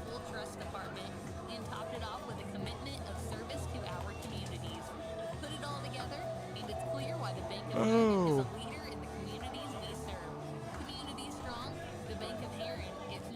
A bank, it's a relationship. Member FDIC, equal housing lender. High school football is here, and that means the return of Friday Night Live. I'm Darren Kennard. and you can join me live on Facebook after tonight's game for River Radio Sports Central's Friday Night Live. Catch all of tonight's scores and join in the discussion on the River Radio Sports Central Facebook page. River Radio Sports Central, powered by Clark Concrete, Ward Chrysler Center in Carbondale, and IBEW Local 702. I'll see you live on Facebook tonight for Friday Night Live. Bank with people you know, who know and love Southern Illinois. First Southern Bank is a community bank that cares for and gives back to the communities we serve. Locally owned, local people, local decisions, and locations throughout Southern Illinois to serve you. First Southern Bank, community banking at its best.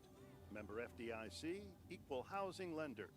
Visit First Southern Bank at firstsouthernbank.net.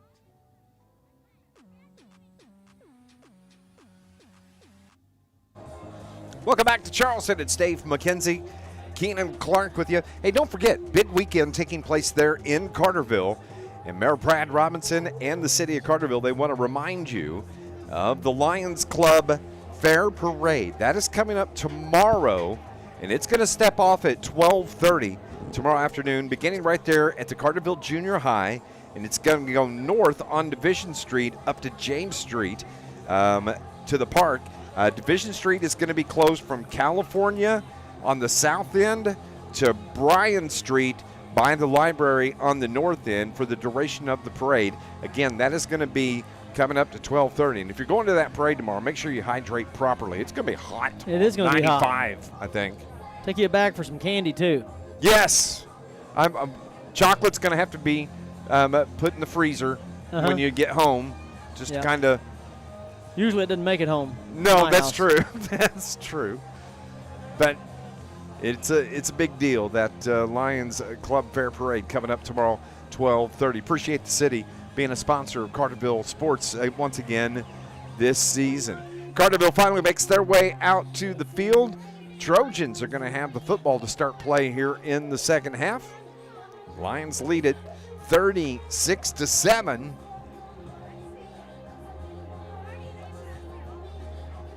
Trojans are all huddled up down at the goal line to our left. They're, of course, wearing their scarlet jerseys with the, I think they call that corn. Is that the scarlet?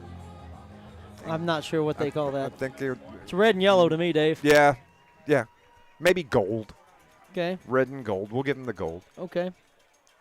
As we said during pregame, a lot of similarities to the Murfreesboro colors in the uniforms. Maize, is it maize? Maize, there you go.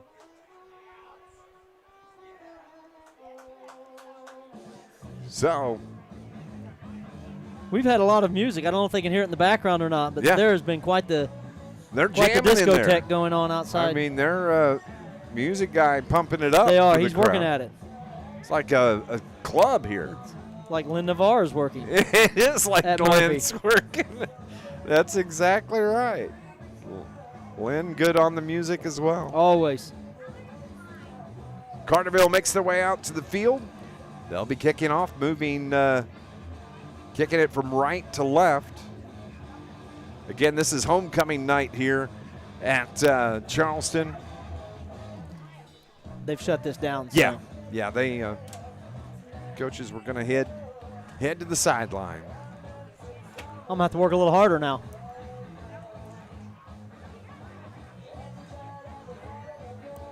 So let's see if we can get an update on some of these scores while we're waiting. Carterville has to go through their mandatory stretch period, which is 3 minutes. So we'll keep it right here. Benton leads Murphy 28-0. Harrisburg, I'm kind of surprised by that. Jerseyville beating them 17-7.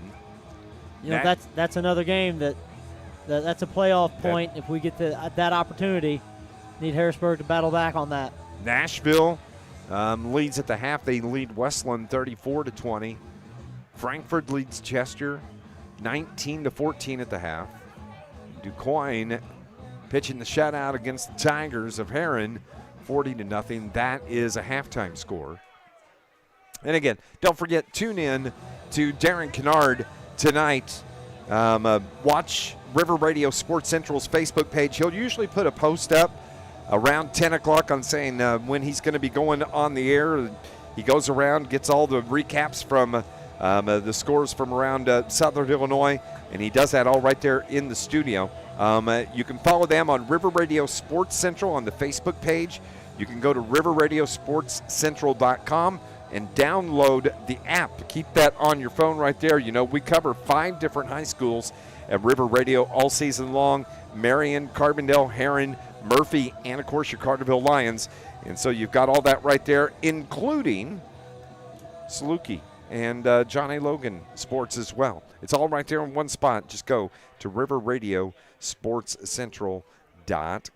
You know, when I stepped out of the press box earlier, I ran into Zach Miller and his dad, and obviously older brother Jonathan Miller. He had his McKenzie stuff on, and he says that they listen to the games, or they watch the games on the live stream and listen to the games every week. You know, he's got a new nickname. Who's that? Zach does. What's that? They call him Zeke. Oh, it's they not do? Zach, it's Zeke. Okay. That's what his, you know, he goes to McKenzie, and so they somehow Zach has turned into Zeke. Well, he's bigger than I am. I'll call him whatever he tells me to call him. He sent me a message earlier saying hopefully we're going to get to be able to catch up here at some point tonight. So we'll see him as we're leaving the press box. Carterville is going to be moving, kicking from left to right. Here as we're getting ready to kick off this third quarter. Thank you for tuning in this evening. 36-7 is our score.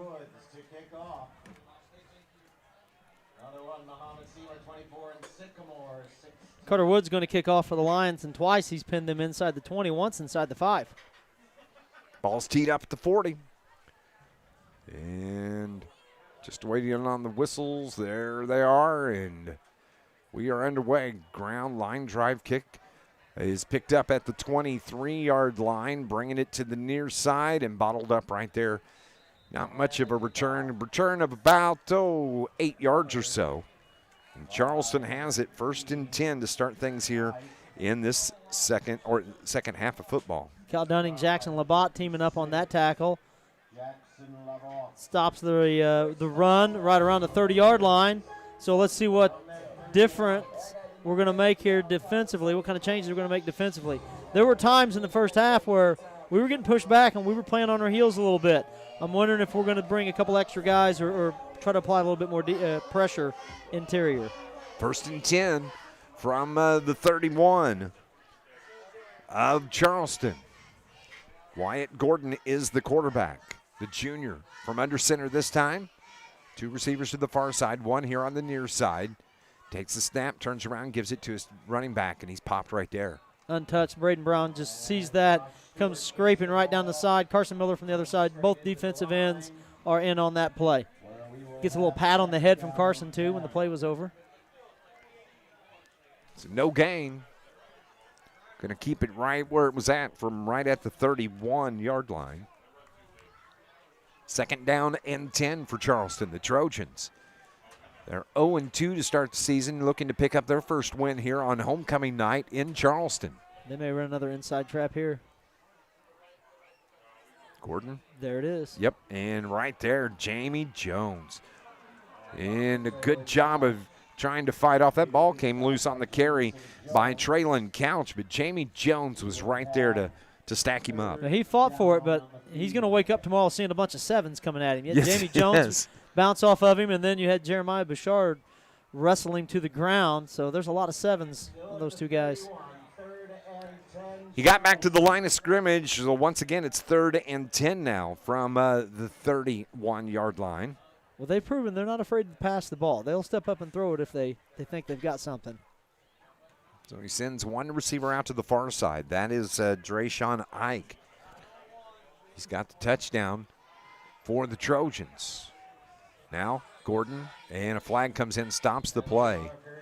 Braden Brown is very upset that play got stopped because he had a sack right in front of him.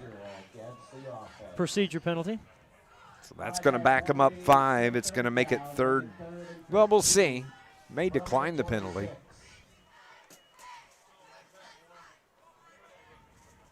No, we took the penalty. Yeah, that we're going backs to him move up. it back here. So it's going to be 3rd and 15 as the ball setting at the 26-yard line.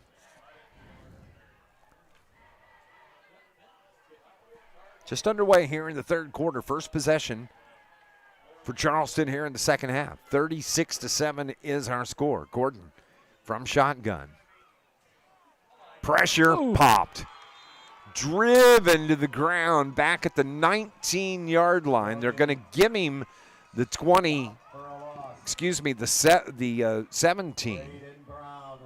Braden Brown was there. Wow, what a rush. Both defensive ends in on that, Brown and Davis. And I don't know how much you've talked to Braden Brown. He is so quiet. Yes. He doesn't say much. He's very low-key, and he had some adrenaline after that sack. He was pumped. Fist pump, and ran that one out to the end zone. Good for Braden. Nice job. Love to see that emotion out there on the field. Carterville's going to get the ball back. It is 4th and forever. Snap, kick. Got some pressure, but a good kick.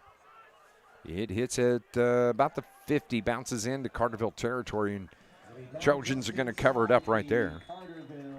This Lions broadcast is brought to you by Malone's Early Learning Center in Carterville, offering programs for infants to school-age children, as well as pre-K and Head Start. It's the best care anywhere.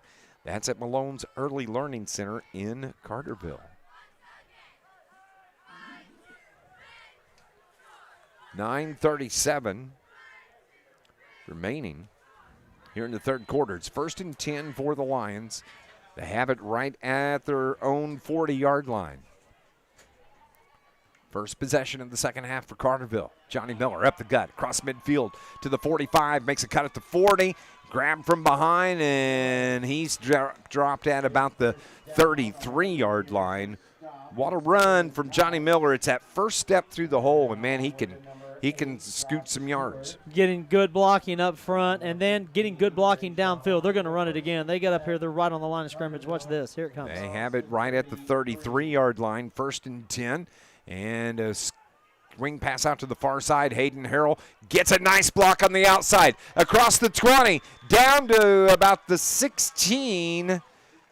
Actually, they're going to be down at the 12 out on that far sideline. Another first down, back-to-back first down plays for the Lions. You know, I talked about not wanting to come out flat, have a little energy and emotion. And then I look at senior lineman Bryce Ryman was with Johnny Miller all the way down at the end of that run, and he's downfield blocking for Harrell on the last one. Carterville going with tempo again. The give to Miller. Cuts it up toward the middle, puts his head down to about the 5-yard line. We pull guard and tackle on that play. You got Labatt and Ryman coming across. They bust open the hole. Miller just gets right behind him and rides him to the 8-yard mark. 2nd and goal from the 5. So actually it's 2nd and 3. Carterville could get a first down. Johnson turns around, gives it to Miller. Touchdown for Johnny Miller.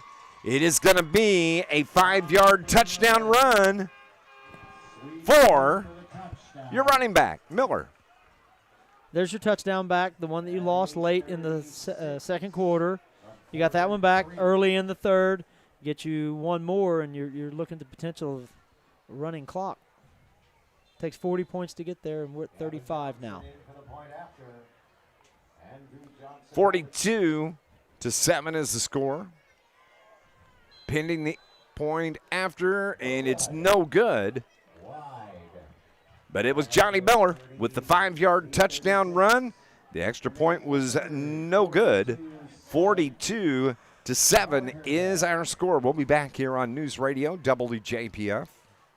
Ralph's Small Engine is your full-service repair shop that keeps your equipment running year-round. At Ralph's, they treat each customer like family. They offer the best brands in the business, like Hustler, Skag, Echo, and DeWalt. Financing is available with interest rates as low as 0%.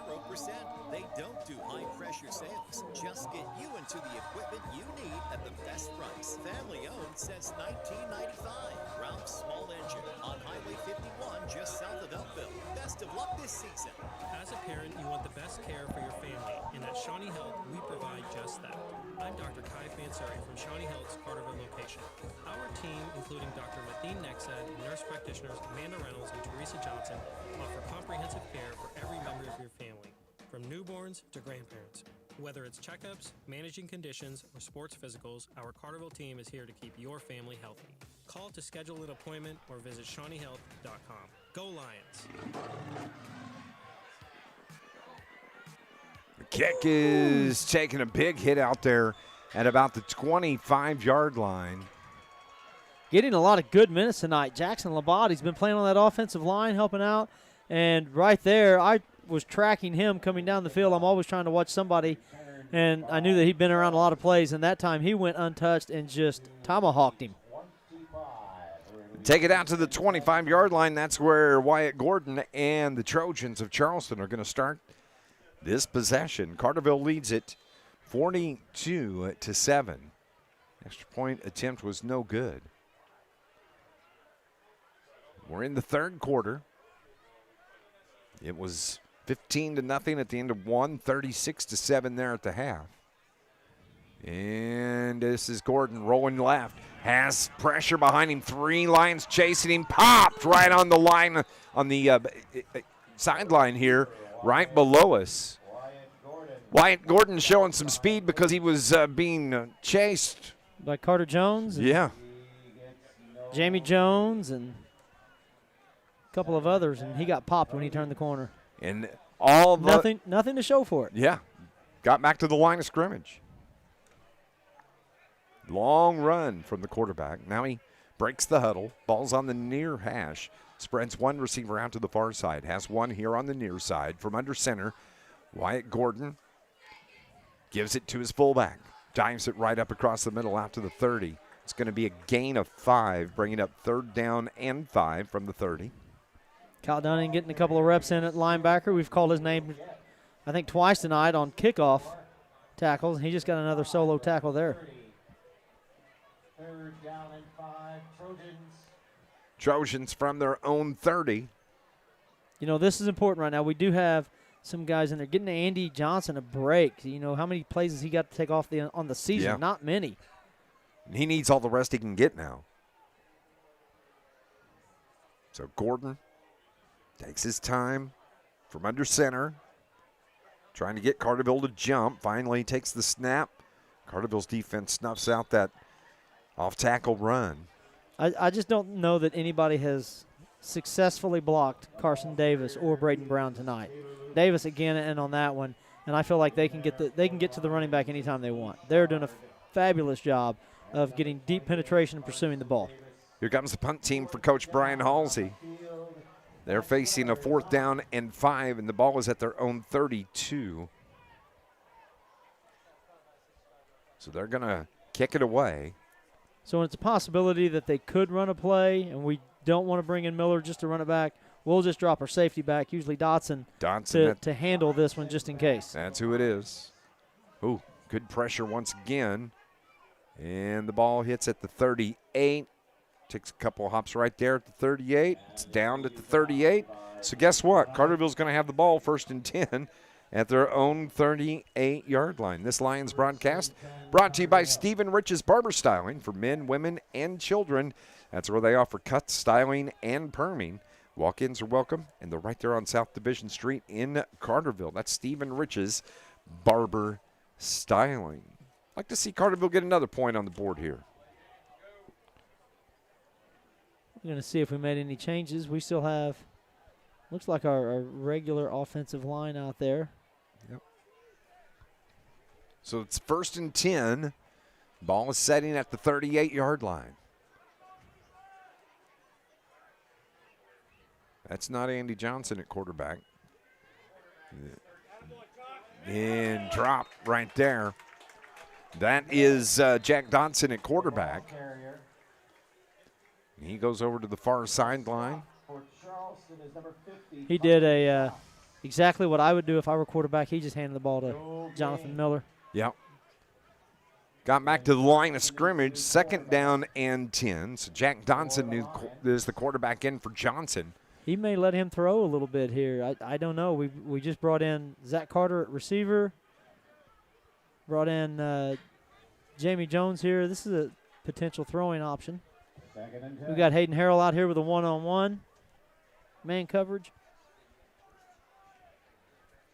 So it's 2nd down and 10. And that was Dodson on the carry. He got popped. Looked like the ball kind of got loose on him up on his shoulder as he was dropped to the ground. He hangs on to it, though. Yeah, I haven't watched him. I don't know if he carries the ball high or if it got rattled or what. I think he does. Johnny Miller will carry it high from time to time as well. High and tight. 3rd and 5 from the 44. Dotson gives it to Miller. 1st down and more. Cuts it to the far side. Spins. Keeps his feet out to the 40 of Charleston. What a nice run from Johnny Miller for a 1st down. He's really racking up the yards now. Looks like we got a flag on the field. Yep. Maybe a hold against the Lions. Nope. Personal foul against Charleston. So that'll move it 15 yards further. That's a big chunk tacked on to the end of that Yes, play. it is. It's gonna Takes you almost to the red zone. down to the 25-yard line. We'll put it 1st and 10 at the 25. Break there for the Lions. Carterville's right at the line of scrimmage. They're ready to go. Ball is placed. Whistle blows. Twin receivers left side. One here to the near side. Jack Dodson at quarterback puts Jones in motion. Dodson looks to throw. Throws it across. Top picked off. Oh, boy, that was picked off and stops that drive right at the 20-yard line. He telegraphed that pass, and it was an easy pick. He did. You're a young quarterback, and you try to get it in your head, this is my safe option. Maybe you've got a second one, but he sees him coming across the middle, and, you can't really go wrong typically throwing it to Hayden Harrell. And then the safety, just didn't see the safety slide over into that spot, and he was standing right there waiting for that pass. I believe that was Blaine Taylor-Lutz on the interception. And so Charleston gets the ball back. They stop that drive of Carterville's. 4:59 showing here on the clock here in the 3rd quarter. So Wyatt Gordon is the quarterback. Trip receivers near side. Gordon just throws it across. Picked off the other way by the Lions. That is Drake Campy for the Lions. He returns it for a pick 6. How about that interception? Looked like a center fielder just sat underneath that one, waited for it to come down. He only needed to get one block, and he got it. And he walks it into the end zone. That's his 2nd career pick 6 if I haven't missed one, because I know he had one last year at Massac. 48-7 is our score. So this is a big extra point right here. They get the extra point, they get the running clock. They're already at 41. I think they're okay.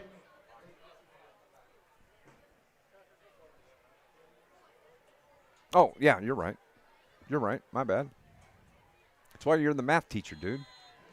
Well, I did have to pull out my calculator. So it's 49-7. Here with 4:49 remaining in the 4th quarter. Running clock coming up for the Lions. We'll be back here on News Radio WJPF. In the world of construction, time is money. Introducing Clark Natural Stone's fleet of volumetric concrete mixers. With their state-of-the-art mixers, they mix the exact amount of concrete you need on site, saving you time and money. Stop paying for concrete you do not use. From foundations to driveways, sidewalks to patios, call Clark Natural Stone at 618-997-3889. Clark Natural Stone, shaping the future of construction, one pour at a time. SIU Credit Union knows what it means to be a part of a team. Whether you're on the field or in the stands, community is what it's all about. They're not just here for your financial needs, they're here to give back. Because people helping people is at the heart of everything they do. You can join SIUCU if you live or work in one of the lower 24 counties in southern Illinois. That's right. If you're a Lions fan, you can be a part of their team too. Learn more at SIUCU.org. I wonder, how long was that pick 6, yardage-wise? I didn't get that. I would say that he probably caught it, or I don't know. I'm going to say around the 40. Sounds about right. Welcome back to Charleston High School. Charleston on the kickoff, the return taken by Traylon Couch. Labatt, Dunning, Brody Harris, number 11, gets in, all in on that tackle. But like you said, the clock is going to run now. Quarter change, timeouts, and touchdowns about the only thing that's going to stop the clock from here on out. The ball is out to the 28-yard line. So Carterville gets that running clock. Exactly what you want. Now you can really start getting some of your subs in. You see Jackson Smith over on the far side. I don't think we'll see our starters. Brought in Keaton Basolo to play linebacker.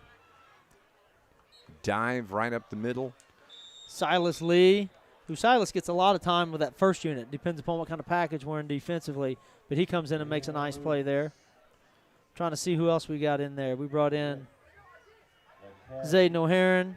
Jasper Phillips is down at the defensive end. I like being able to say some of the names that we don't typically get to say. I agree. Good for them. 49-7 is our score here. With the running clock, Gordon now under center, turns around, gives it to his tailback. He's across the 30, the 35, the 40, and out to the 42, and that's where he's brought down. The carry, it was Lutz, Blaine Taylor Lutz, as he brings it out to about the 42-yard line. Reggie Wilson, Aiden Swallers in on that tackle. Clock continues to tick. Under 3 minutes remaining here in the third quarter. From the 42, Gordon. Three-step drop, launches it right side, puts it up. Misses his intended receiver out there as it was Trayshawn Ike out there. Good coverage by Addison Mann. Had him there. The offensive line, they're outsized when we bring in Zayden O'Haron and we have Brent Robinson. Those guys are big kids that can put some pressure on you, and I think they're just taking them out at the knees. But again, our defensive ends are still getting pretty good looks at the quarterback. Ball is at the 41-yard line. Second down and 10 for the Trojans. Turns around, gives it to his running back once again, back to the line of scrimmage. Maybe picks up a half a yard. So now it's going to be 3rd and 10 for the Trojans. Basolo did a really good job coming in from the other side on the backer there and scraping across and getting that tackle just past the line of scrimmage. They may take another deep shot here. They might. But at this point in time, the score doesn't matter. Let's stay healthy That's and right. get out of here and get on the road. Just try to take that W home with us. 90 seconds remaining here in the third quarter. So 2 receivers to the far side, 1 near side for the Trojans. Gordon takes the low snap, rolls right. Pressure from behind, launches, and finds his receiver first down. Nice catch out there. That may be Lutz again. It was. Micah Jones had him in coverage, but he was just a step faster than Micah. Got out there. Swallers could run him down, but I think we have a flag on the field. Actually, I think that may have been Waylon Schaefer on the reception. Going to get a hold. Yep, it's going to come back. Against the Trojans.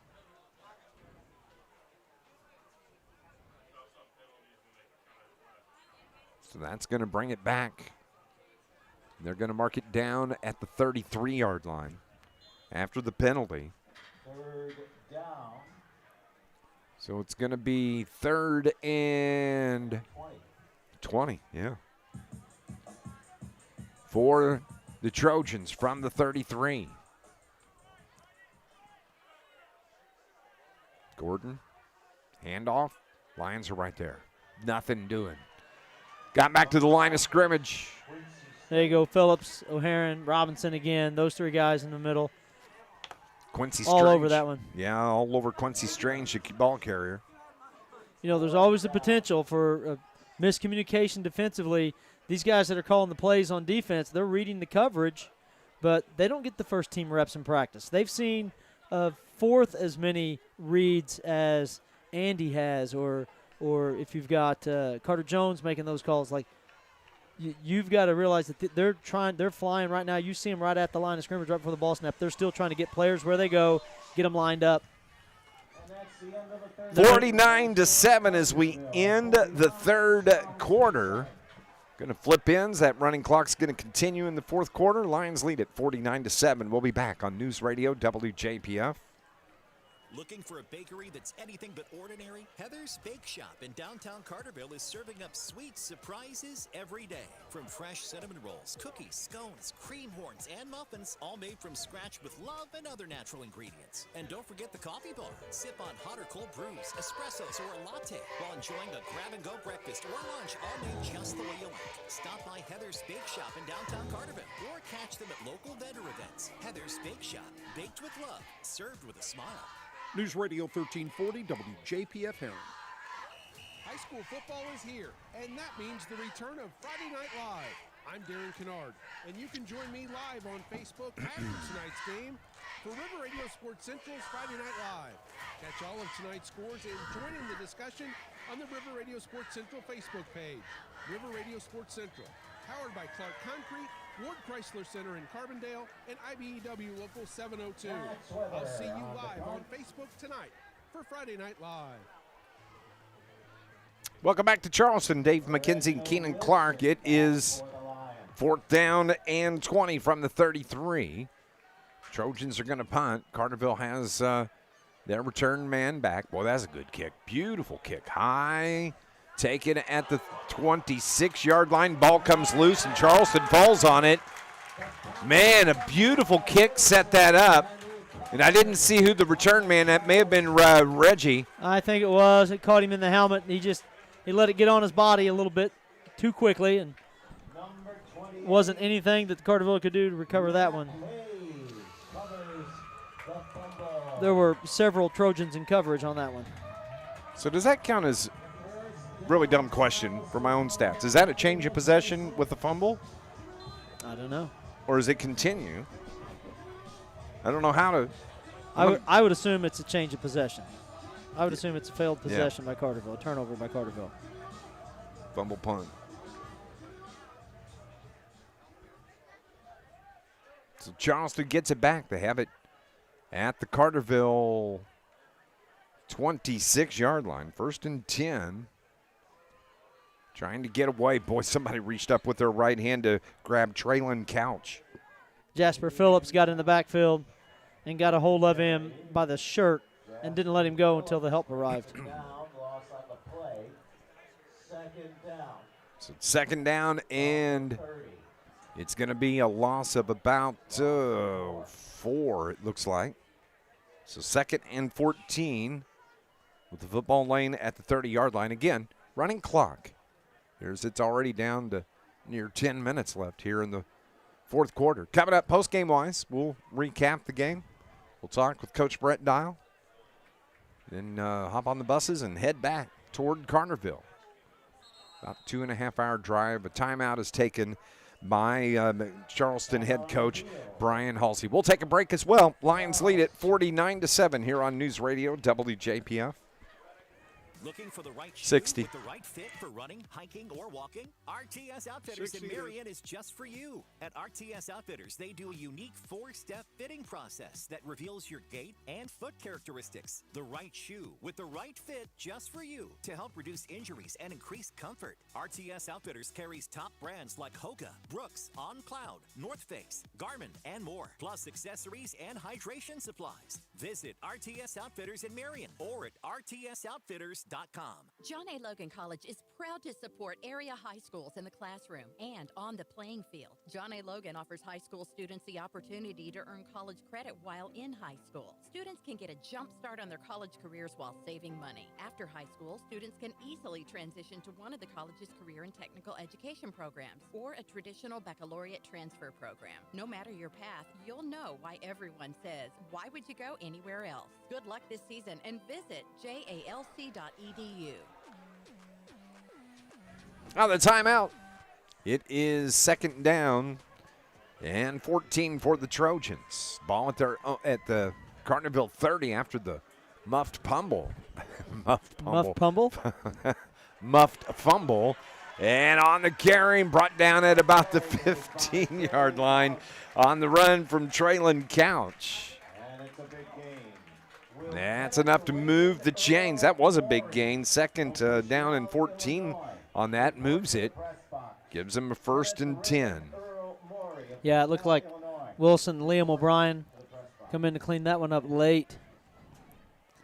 But like I said, these kids don't get the first-team reps. They've not got to see this offense. They were the ones running this offense in practice. Exactly. So the checks and stuff are going to come a little bit later, and I think they've done a really good job. We seem to have people where they're supposed to be. It's a tough battle for them. 1st and 10 from the 15. Ooh, fake the throw. Throws a deep corner. Incomplete. Swaller's closing in on that one late. He let him just run right on out of bounds. Even if he would have caught it, I don't think it would have been considered a completion.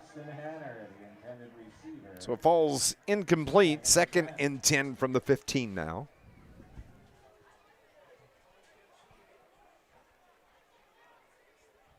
Clock continues to roll. We're under 8:45 remaining.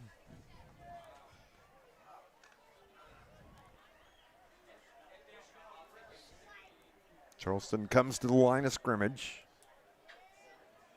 Wyatt Gordon rolls right, throws it, finds his man, and pushed out of bounds. Micah Jones again. That was number 33. I believe they said Christian Hayes. Christian Hayes not showing up on my roster, but appears to be a pretty big boy out there. It looks like it created a 1st and goal from about the 4. So it's 1st and goal from the 4. Hey, buddy.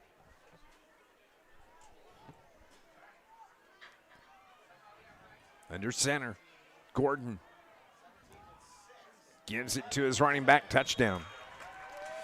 On the carry, that was Traylon Couch. That was the 4-yard touchdown run. Couch picks up the TD, comes here at the 7:39 mark of the 4th quarter. And makes it 49-13, pending the PAT. High snap, no good. Couldn't get the kick away. Extra points, no good. And it's going to keep it 49-13 here with 7:39 remaining. Lions lead it here on News Radio WJPF. To represent Southern Illinois when playing for Saluki men's basketball. It's important to me to give back to this region. That's important to Banterra Bank also, and it's one of the reasons that I'm proud to be a customer. They support their communities, and with their mobile app, I can make them my time. Plus, they offer a Saluki Visa debit card that supports SIU scholarships and athletics. That was an easy win for me. Banterra Bank, official partner of Saluki Athletics, member FDIC. Rain or shine, sleet or snow, call Joe. Joe's Lawn Service, Carterville, is a locally owned and operated business serving Southern Illinois for over 20 years, specializing in much more than commercial or residential lawn care. Joseph McMahon and his crew can do snow removal, bush hogging, tree trimming, board tree removal, landscaping maintenance, and much more. Call 534-8148. Rain or shine, sleet or snow, call Joe. 534-8148. That's 534-8148. 49-13 is our score here at Charleston. 7:39 remaining in the game. Carterville is going to get the football back after that 4-yard touchdown run from Couch.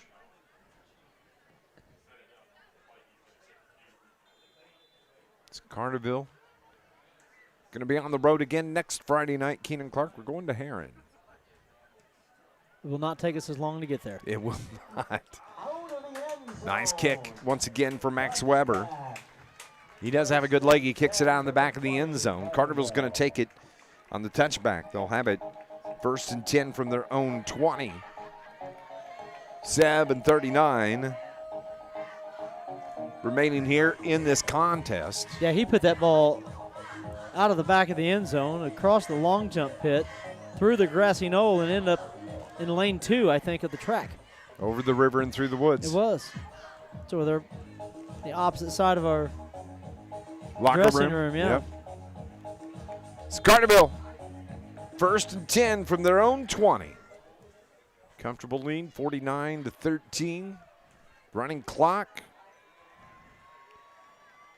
Lions accomplishing exactly what they wanted to do.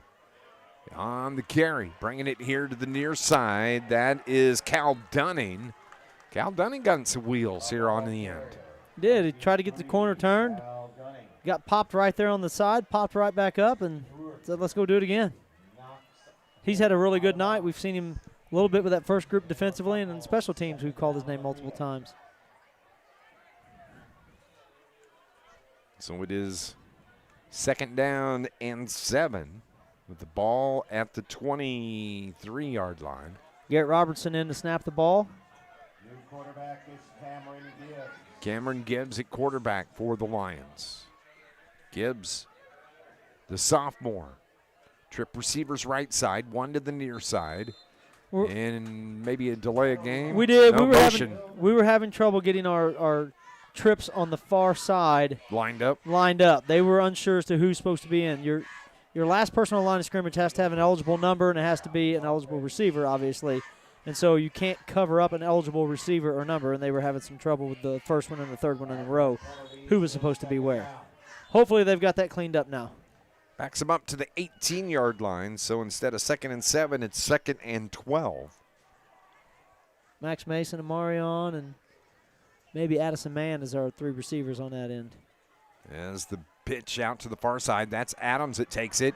Cuts it up to the far side, down the sideline. One man to beat, stacked up right there. Grabbed at the 40 and taken down. 1st down, though.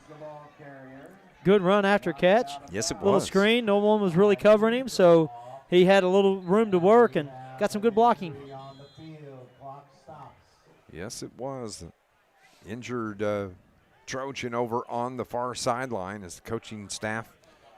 But for Charleston, Coach Brian Halsey, he's going over to the far sideline. Looks like the trainer, Shayna Davis, for Charleston is over there as well. We're going to take a break. We'll pause for 30 seconds here on News Radio WJPF. Don't let the name fool you. The International Brotherhood of Electrical Workers, Local 702, represents more than just electricians. The IBEW is made up of Southern Illinois linemen, tree trimmers, telephone workers, utility workers, city employees, factory workers, construction workers, and many more. So when you support the IBEW, you're really supporting Southern Illinois. Help make Southern Illinois a brighter place. Good call on the 30-second timeout. Looks like we're going to be going here. Yep. Local 702, providing a better lifestyle for members and a better life for all. Reed Brinkerhoff is the injured Trojan as he comes to the sideline under his own power. We've changed our formation. We now have Deacon Lane lined up on the far end, on our end on this side. So it's 1st and 10 from the 40-yard line. Max Mason in the slot.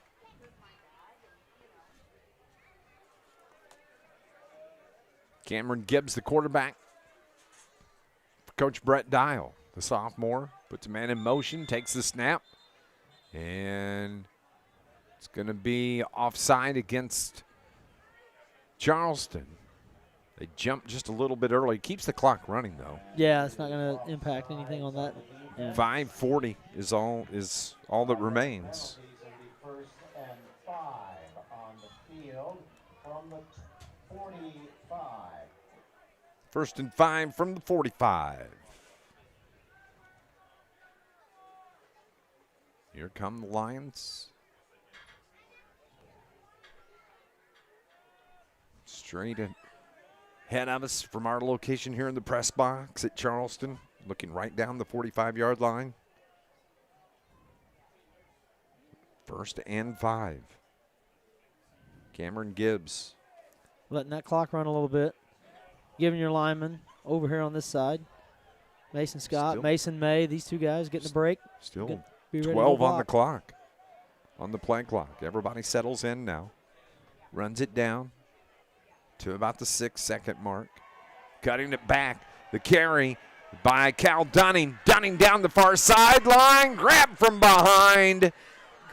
Man, he's fast. He did. He looked really quick there, showed some speed. Great vision. He didn't have a whole lot going off the left side. He saw a block over his right shoulder. He turned and made a nice cut against the grain and was fast enough to make that stick. Cal Dunning looking good there on that run for the Lions. Takes it down to about the 15-yard line, 1st and 10. From the 15. It's Carterville. Cameron Gibbs at quarterback. Good drive here for the Lions. Gibbs is going to keep it himself. Gets a block out there, trying to get the edge. A flag comes in behind the play. It's probably a hold on the Lions.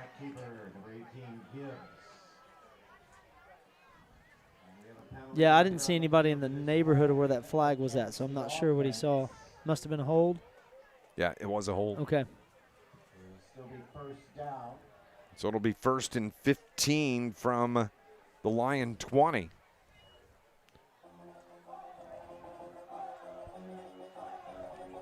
The 24-yard line. So we'll try again. They back it up. Cameron from the huddle. 3 minutes, just over 3 minutes remaining here in the game. Carterville going to improve to 3-0 to start the season. So Gibbs from the shotgun for the Lions. Trips to the left. Pump fake, wings it out here to the near side. It's caught on the reception. Max Mason gets away from the defenders. Max Mason. Is that a 24-yard touchdown for the Lions? Wow. Looks like it's going to stick. Good job. You know, the offensive line did a nice job. Braden McBride and looked like Brent Robinson over there. Holding on the offense. Well, they did a really good job of holding that defensive line out, but I guess someone must have got an actual hold. Going to bring that one back. But wow, that's a bummer. Don't let it shake the fact that Mason made a really good cut, broke a tackle, and a good run. Showed a little bit of life on that one. Good play. Yes, it was.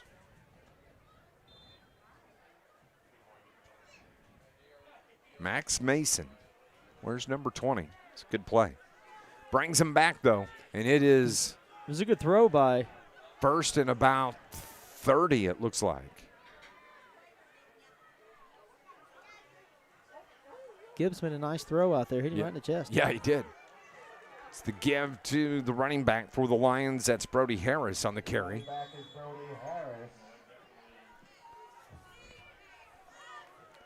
So, short game. Takes it down to about the 31-yard line.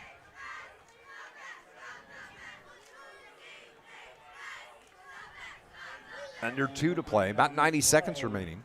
You know these guys want to pitch in. They want to get one in the end zone. They do. Help the team out. They do. So it's 2nd down and long from the 31. Cameron Gibbs finds number 20 and Max Mason once again. He's brought down at the 23-yard line. Max a little slow getting up. Didn't quite have the same magic as the last time we ran that play, but a nice gain nonetheless.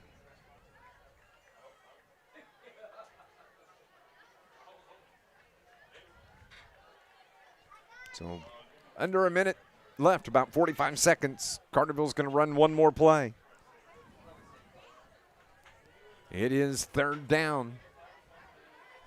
Cameron Gibbs steps up under center, takes the knee, and that's going to be the ball game. 49-13 is the final score. Carterville improves to 3-0 on the season.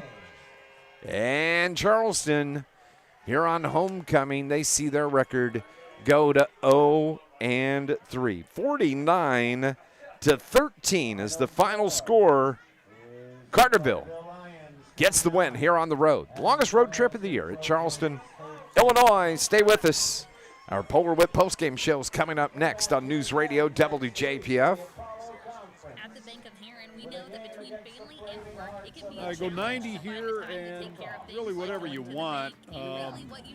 Kind of call it before the coach and then anything else you want. With the Bank of Heron mobile Okay. banking app, you can manage debit cards, find bank locations, monitor account activity, even make a deposit. Just a few of the ways our mobile banking app can save you a trip to the bank. We love for you to come and see us, but now you don't have to. The Bank of Heron, it's not just a bank, it's mobile banking. Member FDIC, equal housing lender. It's the restaurant you've heard about all your life. One of Southern Illinois' most unique spots for burgers, fries, rings, and now Polar Whip and Energy has car hops. Now you can still go in and order an Aztec or a double cheese or grab some fried pickles, and don't forget about the hot dogs and the barbecues.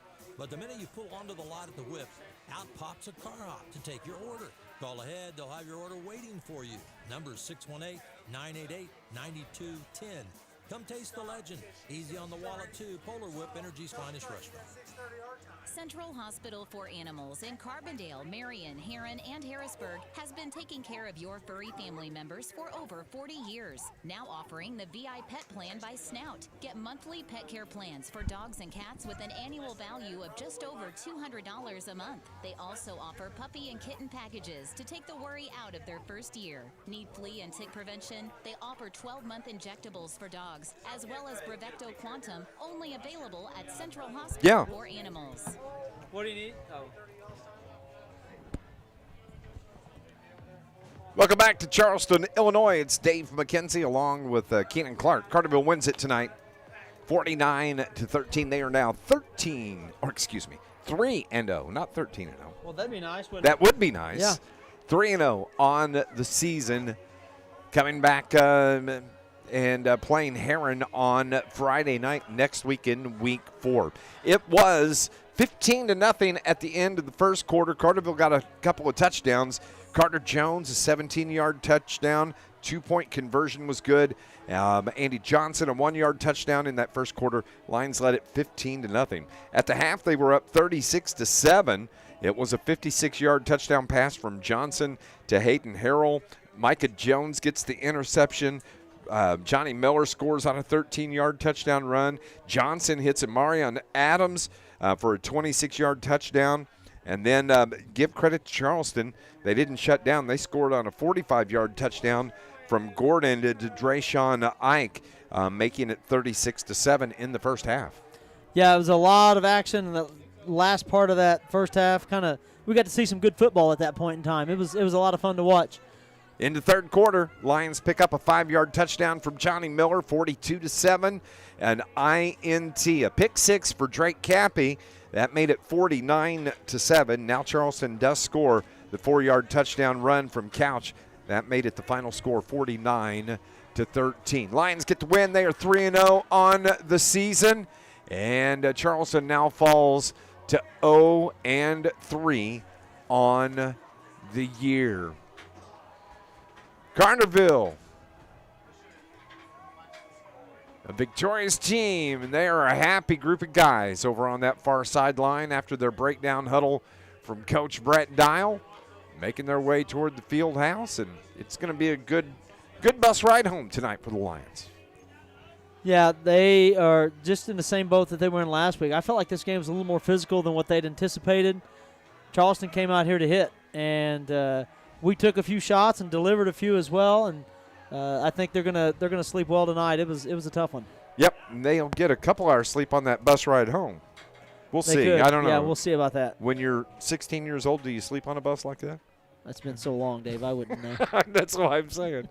Let's go on and take a break here on our Polar Whip postgame show. We'll be back on News Radio WJPF.